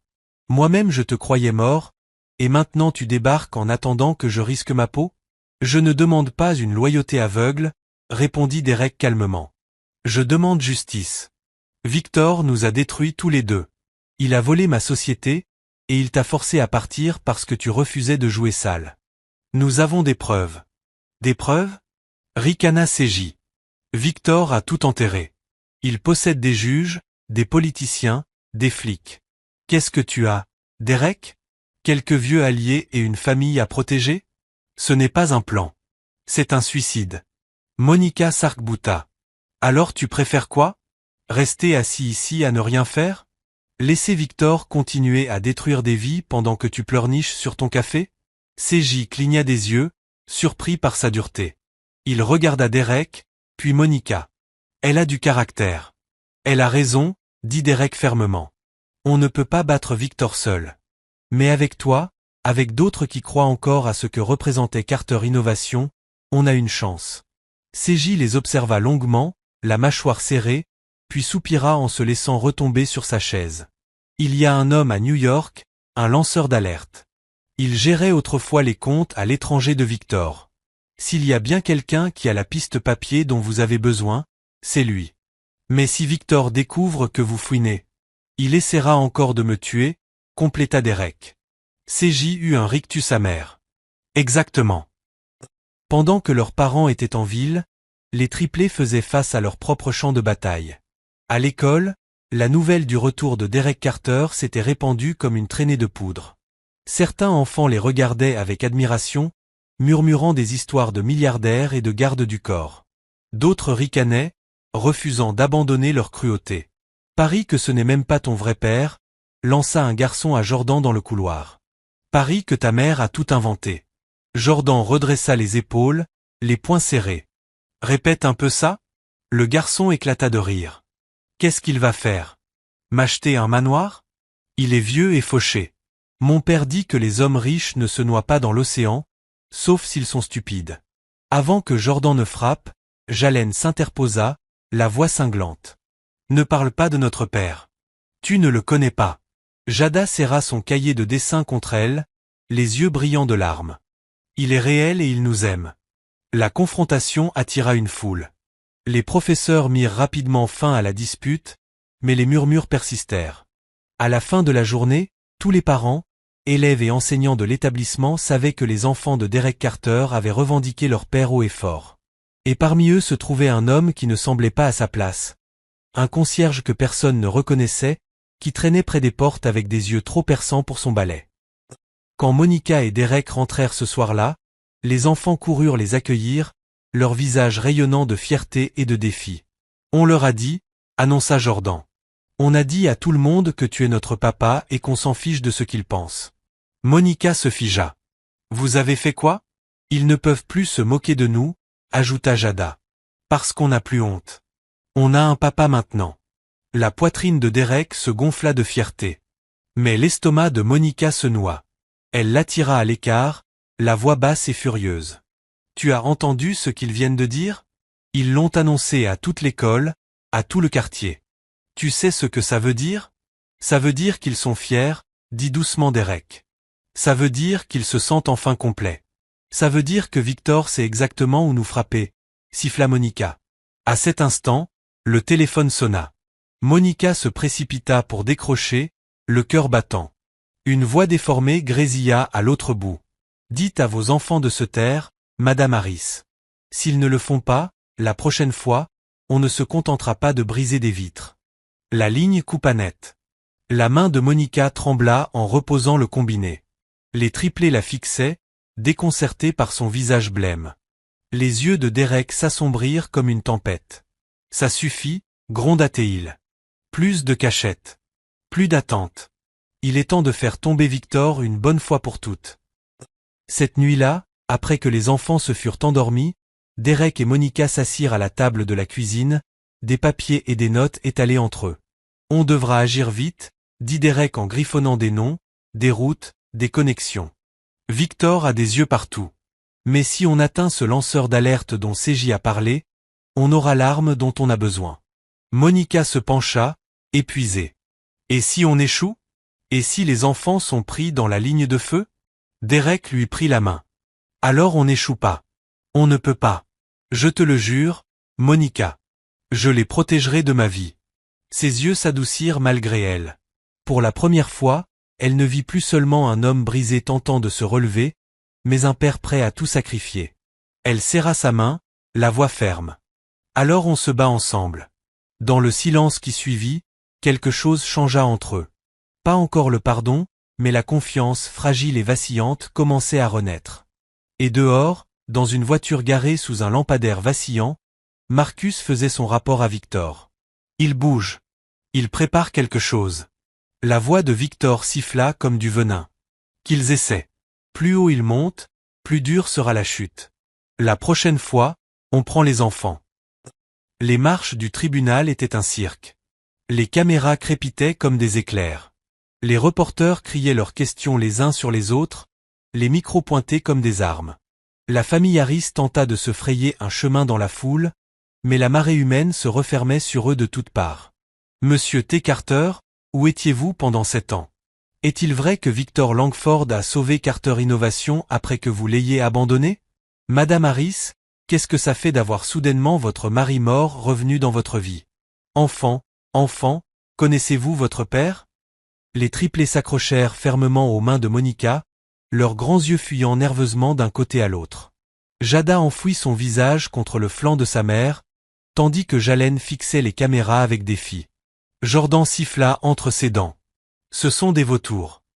Derek avança, les protégeant du mieux qu'il le pouvait. Son corps n'était plus aussi robuste qu'autrefois, mais sa présence imposait toujours le respect. Continuez à avancer, murmura-t-il, la voix basse mais ferme. Le cœur de Monica battait à tout rompre lorsqu'ils franchirent enfin la porte du tribunal. Le vacarme du dehors s'éteignit, remplacé par le bourdonnement stérile des machines de sécurité et le froissement des avocats dans leurs costumes impeccables. Un instant, elle croisa le regard de Derek. Il lui adressa un léger signe de tête, et malgré sa peur, elle sentit un éclair de force l'envahir. Aujourd'hui n'était pas seulement une question de reprendre une entreprise. C'était une question de reprendre leur vie. La salle d'audience elle-même vibrait d'énergie. Les bancs étaient remplis de spectateurs. Les journalistes griffonnaient frénétiquement dans leurs carnets. Le juge présidait avec un regard d'acier. D'un côté siégeaient Derek, Monica et leur petite équipe d'alliés, dont CJ, qui avait accepté à contre-cœur de témoigner. En face, Victor Langford, vêtu d'un costume sur mesure, arborait un sourire narquois, ses avocats dressant devant eux des piles de dossiers comme des murailles destinées à intimider. Le procès débuta. L'avocat de Derek se leva, la voix ferme. Votre honneur, nous sommes ici aujourd'hui pour prouver que mon client, Derek Carter, n'a pas abandonné son entreprise ni sa famille. Il a été victime d'un stratagème calculé orchestré par Victor Langford. Un stratagème comprenant fraude financière, menaces de violence et tentative de meurtre. Des exclamations parcoururent la salle. Victor se contenta d'ajuster ses boutons de manchette, imperturbable. CJ fut le premier témoin. Il raconta la trahison en salle du conseil, la pression exercée par Victor, les magouilles imposées quand Derek avait disparu. Monsieur Langford, lança CJ en fusillant Victor du regard, n'est pas un sauveur. C'est un voleur.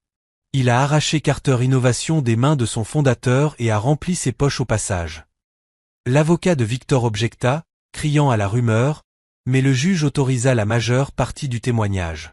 L'avantage sembla, bien que légèrement, pencher du côté de Derek. Puis vinrent les documents, virements bancaires, comptes offshore, dossiers sortis clandestinement grâce au lanceur d'alerte indiqué par CJ.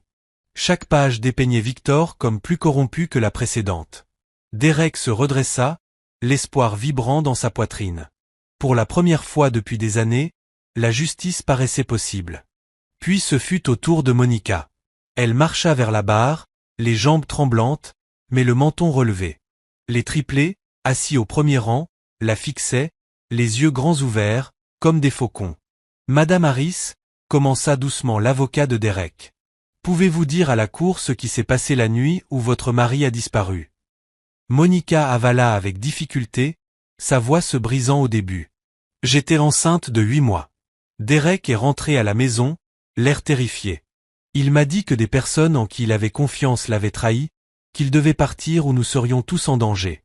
Je l'ai supplié de rester, mais il m'a promis qu'il reviendrait. Ses yeux se posèrent sur Derek. Il la regardait avec une émotion si brute qu'elle faillit perdre contenance. Elle se ressaisit. Il n'est pas revenu. Pendant 7 ans, j'ai élevé nos enfants seuls. Je croyais qu'il était mort. Le monde entier me disait qu'il était mort. Mais ensuite, nos enfants l'ont retrouvé en train de se noyer. Et j'ai compris qu'il ne nous avait pas abandonnés. Il fuyait pour sauver sa vie. La salle d'audience retenait son souffle à chacun de ces mots. L'avocat de Victor se leva pour le contre-interrogatoire, son ton dégoulinant de mépris. Madame Harris, n'est-il pas vrai que Monsieur Carter est parti sans vous dire où il allait? N'est-il pas vrai qu'il vous a laissé dans la misère? Monica se raidit. Il est parti parce qu'il pensait que cela nous protégerait. L'avocat ricana. Ou peut-être parce qu'il ne supportait pas la pression d'être père et responsable. Objection, lança l'avocat de Derek. Accordé, trancha sèchement le juge. Mais la graine du doute était plantée. C'est alors que Victor passa à l'attaque. Son avocat présenta une série de photos, floues, granuleuses, mais suffisamment claires pour déclencher des murmures dans la salle. On y voyait Derek avec une femme dans une ville étrangère, riant, dînant, se tenant même par la main. Le ventre de Monica se noua. Ces photographies, déclara l'avocat de Victor, montrent que M. Carter ne se cachait pas de ses ennemis. Il se cachait avec sa maîtresse. Il a abandonné sa famille par choix. Un bruit d'horreur parcourut la salle. Les caméras crépitèrent. Victor s'adossa dans son fauteuil, son sourire s'élargissant. Derek bondit. C'est un mensonge. Ces photos sont truquées. Je ne connais même pas cette femme. Mais les mains de Monica tremblaient. L'air sembla quitter ses poumons. Les souvenirs de nuits solitaires, de doutes, de questions sur la fidélité de Derek ressurgirent brutalement. Les triplés la regardèrent, perdus et effrayés. « Maman » murmura Jada. Mais Monica ne put répondre. Sa confiance en Derek vacilla, au moment même où il avait le plus besoin d'elle. Le juge frappa de son marteau pour rétablir l'ordre, mais le mal était fait. Victor avait empoisonné le récit. À la levée de l'audience, Derek se tourna vers Monica, le désespoir gravé sur son visage. « Monica, tu dois me croire. Je ne t'ai jamais trahi. Je n'ai jamais cessé de t'aimer. » Monica retint ses larmes, déchirée entre l'homme qu'elle se souvenait avoir aimé et la tempête de doute qui grondait désormais en elle. Elle voulait le croire. Mon Dieu, elle le voulait. Mais la vie lui avait appris que l'espoir était dangereux. Et tandis que Victor sortait du tribunal, son rire résonnant encore, Monica comprit que la bataille ne se jouait pas seulement pour l'entreprise. Elle se jouait pour la vérité elle-même. Cette nuit-là, dans leur petit appartement, la famille resta silencieuse. Les enfants murmuraient des questions auxquelles Monica ne savait pas répondre. Derek était assis à la table, les poings serrés, cherchant les mots capables d'annuler les mensonges.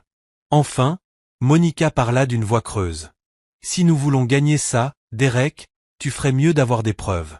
Pas seulement des mots. Des preuves qu'il ment. » Derek croisa son regard, ses yeux flamboyants de détermination. « Alors je les obtiendrai. Quoi qu'il en coûte. » Et dehors, comme toujours, la berline noire attendait sous le réverbère vacillant. Le poids des mensonges de Victor planait longtemps après que le marteau du juge ait frappé la fin de l'audience.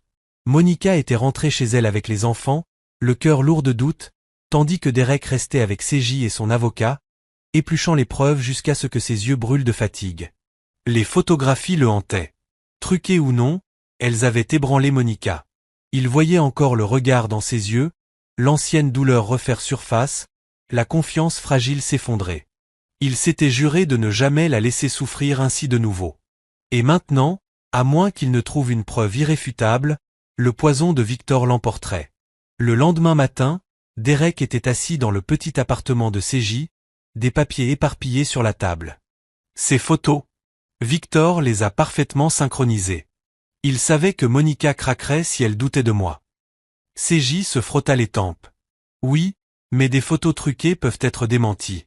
Le problème, c'est qu'il te faut quelqu'un capable de les relier directement à lui. L'esprit de Derek s'emballa. Puis il se souvint d'Evelyn Shaw. Elle avait travaillé en cybersécurité pour Carter Innovation. Si quelqu'un pouvait prouver la manipulation, c'était elle. CJ haussa un sourcil. Elle a quitté l'entreprise quand Victor a pris le contrôle. Tu penses qu'elle va aider? Elle est partie à cause de lui. Si elle le déteste ne serait-ce que la moitié autant que moi, elle aidera. Le petit bureau d'Evelyn sentait le café et le métal, les serveurs vrombissant doucement autour d'elle. Elle était plus âgée que Derek ne se souvenait, avec des mèches grises dans les cheveux et des yeux perçants pleins de savoir. Il fallait du courage pour venir ici, dit-elle, les bras croisés. Tout le monde pensait que vous étiez mort. Pas mort, répondit Derek, juste réduit au silence. Et j'ai besoin de ton aide pour le prouver. Il glissa les photographies sur son bureau.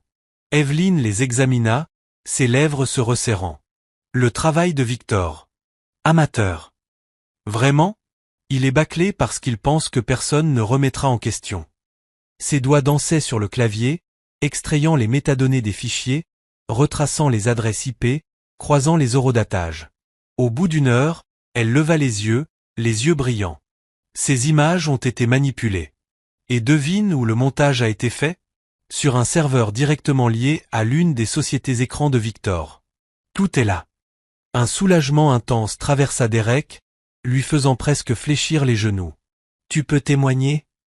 Evelyn sourit, sombre mais assurée. Avec plaisir. De retour à l'appartement, Monica pliait le linge mécaniquement, l'esprit loin de cette tâche simple.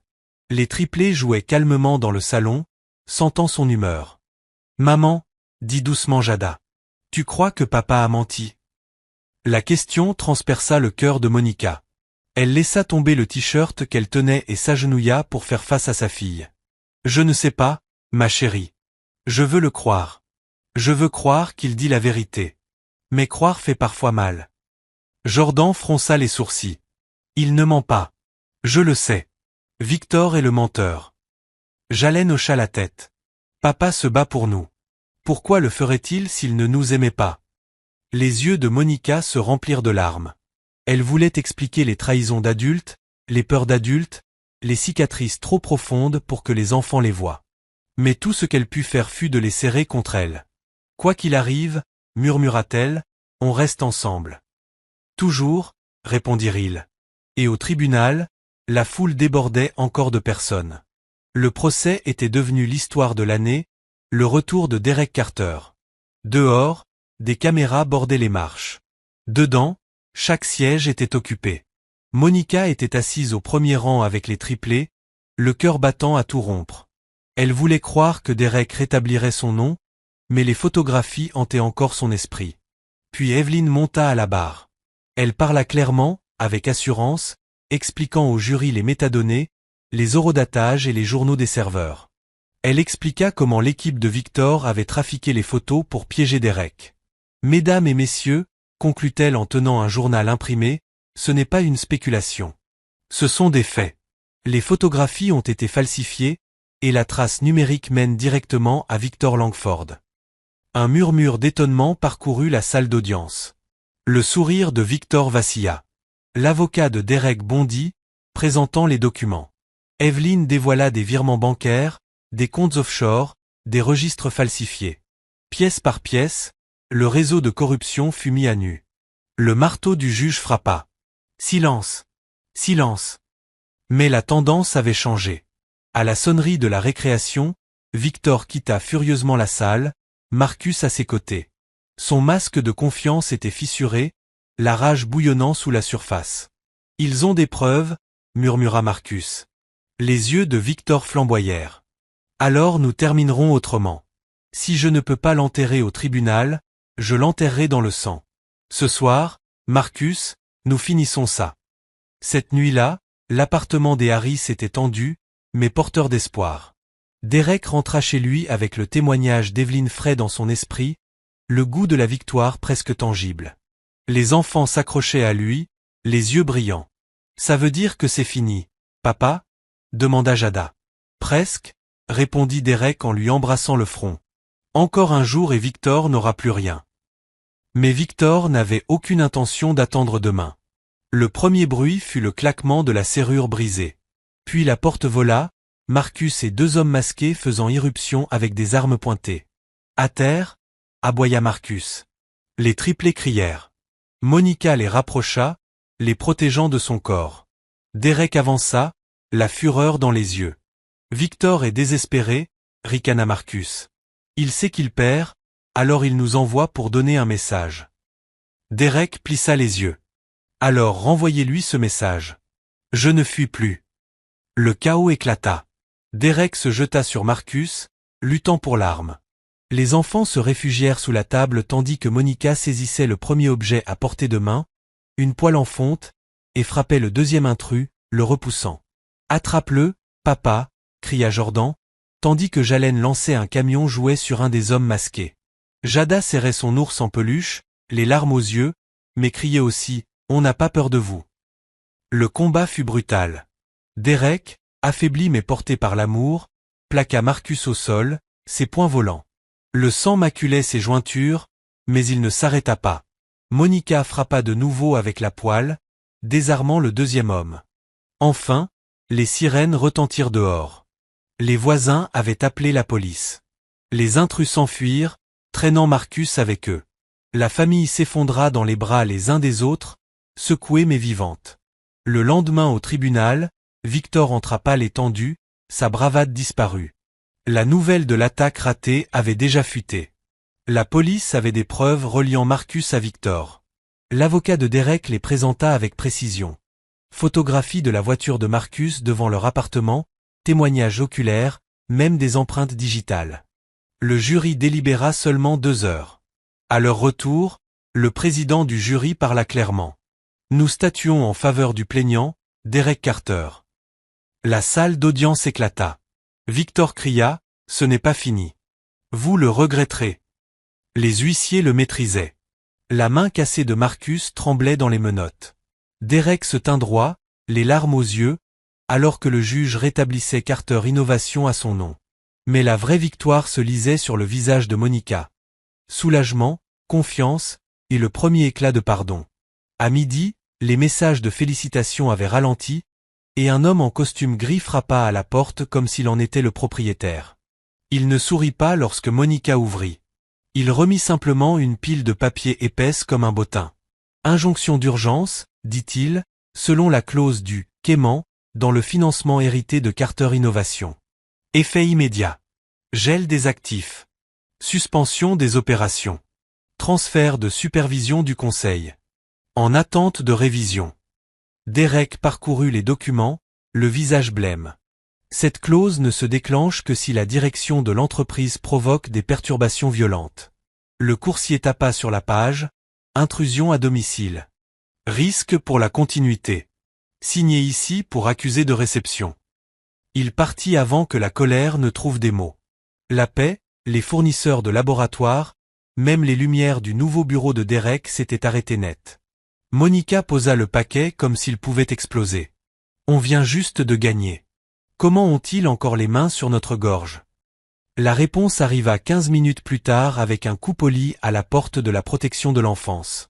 L'assistante sociale, une femme aux yeux attentifs et au laniard tournesol, se tenait dans l'encadrement avec un clipboard et une voix douce. Nous avons reçu un signalement anonyme concernant des problèmes de sécurité. Je dois vérifier la situation des enfants. Monica redressa la colonne vertébrale. Entrez. L'appartement était lumineux, fraîchement balayé. Les œuvres des triplés tapissaient le couloir. Des soleils, des vagues, une famille de 5 se tenant par la main. Jalen montra ses bulletins sans qu'on le lui demande. Jada montra son tableau de corvée avec ses étoiles dorées. Jordan expliqua leur exercice de sécurité en cas d'intrus. Dos droit, yeux levés, mains jointes. L'assistante sociale acquiesça en écrivant rapidement. Ils sont clairement aimés. Mon inquiétude, dit-elle doucement en glissant son regard vers Derek, concerne la menace extérieure. Je vais le noter ici. Elle ajouta à voix basse, les signalements anonymes ne concernent pas toujours les enfants. Parfois, c'est pour exercer un levier. Le téléphone sonna alors que Monica essayait encore de digérer ses mots. Une voix qu'elle ne reconnaissait pas emplit le haut-parleur, chaleureuse, paternelle, mais déplacée. Derek, Randall Pierce, dit-elle, comme un professeur saluant un élève favori. Je suis désolé que votre célébration ait été interrompue. Ces vieilles clauses sont tellement contraignantes. Signez une tutelle temporaire. Je lèverai le gel, stabiliserai les opérations et protégerai ces petits de l'attention médiatique. La mâchoire de Derek se contracta. Vous avez caché cette clause, puis orchestré les conditions pour la déclencher. La passion d'un fondateur le rend imprudent, répondit Pierce avec calme. Soyez père. Laissez quelqu'un tenir la barre. La ligne se coupa. Ce n'était pas Victor, dit Monica. C'était l'homme auquel Victor répond. Pierce a financé notre premier tour, dit Derek d'une voix plate. Il peut cacher un kill switch dans les documents et dormir comme un bébé. À la prison du comté, Marcus tremblait lorsque CJ lui rendit visite. Ses doigts encore attachés, tapotant la table. Pierce a payé le faux concierge à l'école. Il a ordonné les photos. Victor était bruyant. Pierce est silencieux. Il avala. Je parlerai pour me protéger. De retour dans le petit bureau d'Evelyn Shaw, les serveurs vrombissaient comme des cigales en été. Elle cartographia le réseau de Derek sur le mur avec des fils et des marqueurs, puis s'arrêta net devant une ligne de code cachée dans un ancien dépôt. Là, dit-elle, un script de Deadman, côté serveur. Si le contrôle change de main ou si votre compte s'éteint, les brevets centraux basculent automatiquement vers des sociétés écrans. Voyez le domaine de rappel? Il ping un VPN privé géolocalisé dans un espace de coworking que Pierce loue sous un nom fictif. Donc même si j'accepte sa tutelle, il s'empare des joyaux de la couronne, dit Derek. À moins qu'il ne l'admette, répondit Evelyn, les yeux brillants. Officiellement. Monica regarda le code et les dessins des enfants sur le tableau en liège d'Evelyn. La plage de Jada, les tours de Jalen, les lettres audacieuses de Jordan. Famille, souffla-t-elle. Alors on le fait parler. Pas dans une ruelle. En public, avec témoins. CJ sortit un vieux dossier de son sac, un petit enregistreur d'une retraite de direction des années auparavant. La voix de Pierce grésilla à travers le statique. Les fondateurs sont remplaçables. Le contrôle est une architecture. Ce n'était pas une confession, mais c'était une empreinte. Evelyn envoya un nom à un contact fédéral via texto. Autorisation limitée d'écoute. Ça pourrait être possible si la réunion était publique et que l'appât était crédible. Nous avons besoin d'un endroit lumineux, fréquenté, sous surveillance, dit Monica en réfléchissant rapidement. Le gala communautaire de l'école samedi. Je suis déjà bénévole. Enseignants, parents, en plein jour, pas d'ombre où se cacher. Derek acquiesça lentement. Nous envoyons les papiers de tutelle à Pierce, filigranés, traçables. Nous l'invitons à finaliser les conditions pour la sécurité des enfants. Il apportera la menace qu'il utilise toujours. Il apportera de l'aide, dit Monica. Nous aussi. Cette nuit-là, ils s'entraînèrent avec les triplés à la table de la cuisine, non pas avec peur, mais avec concentration. Si quelqu'un vous touche, dit Monica en tapotant le schéma. Quel est le signal?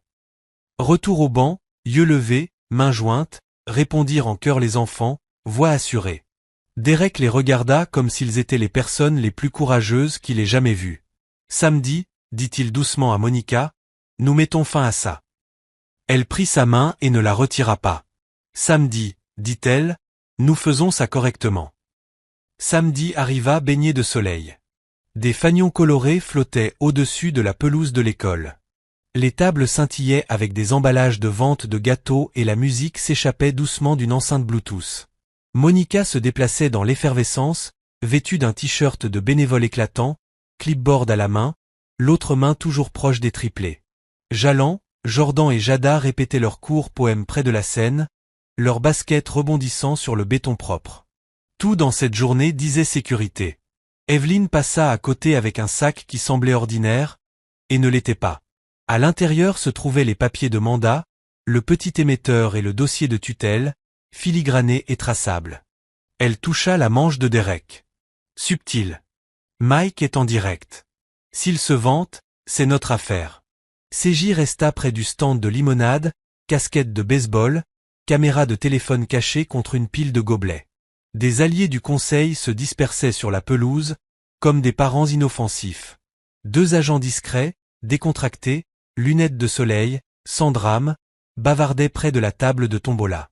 Pierce arriva sans hâte, comme s'il avait été invité à bénir une inauguration. Costume impeccable, sourire lisse, un grand-père affectueux visitant la foire. Ses yeux évaluèrent la scène avant de revenir sur Derek, indulgent. Vous avez choisi un endroit parfait. Très fréquenté et lumineux, dit Monica en s'approchant de Derek. Exactement le genre d'endroit qu'un protecteur apprécierait. Le sourire de Pierce vacilla. Il accepta l'enveloppe manie que Derek lui tendait. Il la pesa comme un prix. Vous prenez une décision sage. Nous dirons que c'est une tutelle temporaire pour la continuité. Et sa voix s'adoucit. Murmure de scène, doux. Pour la sécurité des enfants, bien sûr. Lis-le, dit Derek. Tous les termes sont à l'intérieur. Pierce ouvrit le paquet. Evelyn, à 3 tables de là, observait l'écran de son téléphone s'illuminer dans son application de suivi. Le filigrane s'activa. Un deuxième ping. Son VPN tremblait avec le réseau Shell qu'elle avait cartographié. Son pouce plana au-dessus du bouton de capture et ne pressa pas. Pas encore. Avant que je signe, murmura Pierce, toujours portant son masque bienveillant. Vous signerez le mien, glissa-t-il d'un dossier fin tiré de sa mallette, le brillant d'un sceau judiciaire captant le soleil de midi. Une demande de tutelle temporaire, purement préventive. Si les discussions en ligne deviennent dangereuses, elle me donne le pouvoir de déplacer les enfants. Suspendre les apparitions publiques. Le sourire de Monica n'atteignit pas ses yeux. Déplacer les enfants de qui? Pierce se pencha, sa voix si douce qu'elle faisait froid dans le dos. Voulez-vous vraiment que les services sociaux passent de nouveau dans votre salon? Un simple appel transforme le soleil en interrogatoire. Laissez les adultes gérer les choses difficiles. Le micro sous la table captura chaque mot. L'application d'Evelyne clignota, enregistrement audio en direct. Elle regarda les agents. L'un ajusta ses lunettes de soleil et fit un léger signe de tête. Sur scène, le maître de cérémonie tapota le micro. Prochain, un poème des triplés. Ils s'avancèrent dans l'ombre de la tente, yeux brillants. Leur première ligne flotta chaleureusement dans la foule. La famille, ce sont des mains que l'on tient, pas des mains que l'on craint. Un mouvement sur la gauche, un t-shirt de maintenance, un visage familier et inquiétant. Le concierge des portes de l'école glissa hors du trafic près du poteau de balle aux prisonniers, trop fluide pour un homme portant une serpillière. Il se dirigea vers la scène, yeux fixés non sur le micro, mais sur les enfants. Monica n'y pensa pas. Elle agit. 2 doigts sur ses lèvres, un sifflement net. Le signal pratiqué que les enseignants connaissaient. Les chaises reculèrent. Un réseau d'adultes se rapprocha, formant un mur doux, un cercle qui se resserrait sans panique. Jalen attrapa les poignets de ses frères et sœurs. Drill, dit-il, voix assurée. Retour au banc. Yeux levés, mains jointes, les 3 bougèrent comme un seul, rapides et précis, paumes entrelacées, dos pressés contre le banc bleu vif, comme s'ils avaient répété sur la musique. Le sourire de Pierce disparut, son menton se leva, un petit signal. Le concierge pivota pour traverser un espace dans l'anneau, puis s'arrêta. Derek se tenait là, corps carré, plus aucune hésitation dans sa posture. Pas aujourd'hui, dit-il. Monsieur, je suis de la maintenance, commença l'homme, déjà en retrait, une main posée sur son coude, lunettes de soleil et t-shirt d'été, voix calme. Parlons-en ailleurs. Sa plaque brilla juste assez. Le 2e agent était déjà à l'épaule de Pierce. Pierce tenta de reprendre contenance. Est-ce du théâtre, monsieur Carter? Vraiment? Parlez-moi du script du Deadman, dit Derek calmement. Dites-moi comment vous avez câblé ma société pour qu'elle saigne dans vos chaînes si je reprenais le contrôle. Le téléphone d'Evelyne trembla dans ses doigts. Le rire de Pierce était faible et négligent. Le contrôle est une architecture. Vos partenaires n'ont jamais été à vous. Ils étaient des actifs gérés sagement quand vous ne pouviez pas. Vous êtes émotionnel. Cela vous rend faible. J'ai conçu le système pour que des gens comme vous ne fassent pas s'effondrer des empires. Comme vous avez conçu le signalement aux services sociaux? Monica demanda, voix stable comme un métronome. Et le piège de l'injonction et la tentative d'enlèvement en plein jour. Ne soyez pas dramatique, dit Pierce, dismissif et enfin négligent. La pression crée l'obéissance. Vous êtes obéissant maintenant. L'agent le plus proche ne sourit pas. Monsieur Pierce, nous allons avoir besoin de votre téléphone. La mallette suivit. Les mains polies n'étaient pas douces, mais pas cruelles. Elles étaient méthodiques. L'application d'Evelyne sonna alors que l'appareil saisi révélait les mêmes identifiants qu'elle avait tracés toute la semaine. CJ leva sa caméra, prit une photo nette d'un homme clignant contre un éclat qu'il ne pouvait pas diminuer. Marcus, plus mince et plus pâle, apparut au bord de la foule avec un détective et un bandage qu'il n'avait pas eu la veille. Il ne regarda pas Derek, il regarda Pierce. Dites-leur qui m'a payé, dit-il, voix tremblante mais claire. Dites-leur à qui appartiennent les fonds des photos. Le type et le concierge. Pierce perdit enfin son sourire. Ils le firent passer sous le stand de vente de gâteaux, sous un ciel si bleu qu'il semblait injuste. Les parents murmuraient. Les enfants applaudirent sans comprendre pourquoi. Les triplés tenaient le banc comme pour une cérémonie. Monica les rejoignit, s'agenouillant à leur hauteur, paumes ouvertes. Parfait, murmura-t-elle. Exactement comme nous avons pratiqué. Jada posa son front contre celui de sa mère. Le sourire de Jalen s'élargit. Jordan souffla comme s'il retenait son souffle depuis une semaine. Lundi, le gel fut levé. Les griffes semblaient différentes à la lumière du jour. Le juge l'annula dans le même souffle qu'il signa le mandat pour perquisitionner le loft de Pierce. Le nom d'Evelyn figura sur une nouvelle plaque chez Carter Innovation, chef de la sécurité et de l'intégrité. CJ obtint un siège au conseil avec voix et pouvoir. Les services sociaux fermèrent le dossier en notant la planification exceptionnelle et la résilience de la famille. 2 semaines plus tard, ils retournèrent à la plage sous un ciel identique au premier jour. Rien d'autre. L'eau scintillait comme si elle s'en souvenait. Derek se tint face à Monica, les triplés formant un cercle irrégulier autour de leurs parents, pieds enfoncés dans le sable chaud. Plus de secrets, dit-il, voix rauque mais assurée.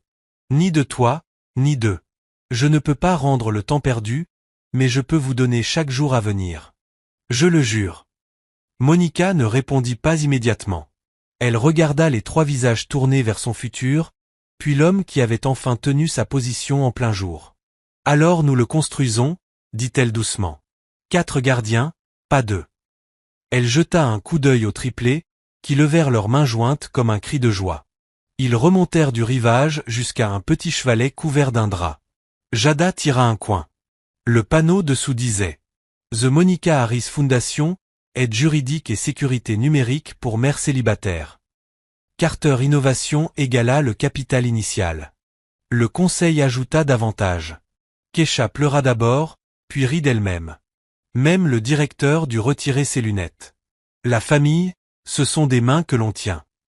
Les triplés terminèrent leur poème dans le sable. Le soleil illuminait leurs traits sessiles. Et des mains qui nous protègent de la peur. Quand ils coururent dans les vagues, Derek les poursuivit en éclaboussant. Monica suivit. Peu importaient les vêtements. Les rires s'élevaient dans l'air lumineux et indulgent. La saison ne se termina pas par une porte claquée ou un moteur au ralenti sous un lampadaire cassé. Elle se termina avec l'eau chaude autour des chevilles, des voix joyeuses et la douce peur de redevenir heureux. La justice avait été publique. L'amour, cependant, était à eux. Voici la fin de l'histoire. Si j'ai réussi à égayer ta journée, commente, Monsieur Hope, vous avez fait ma journée.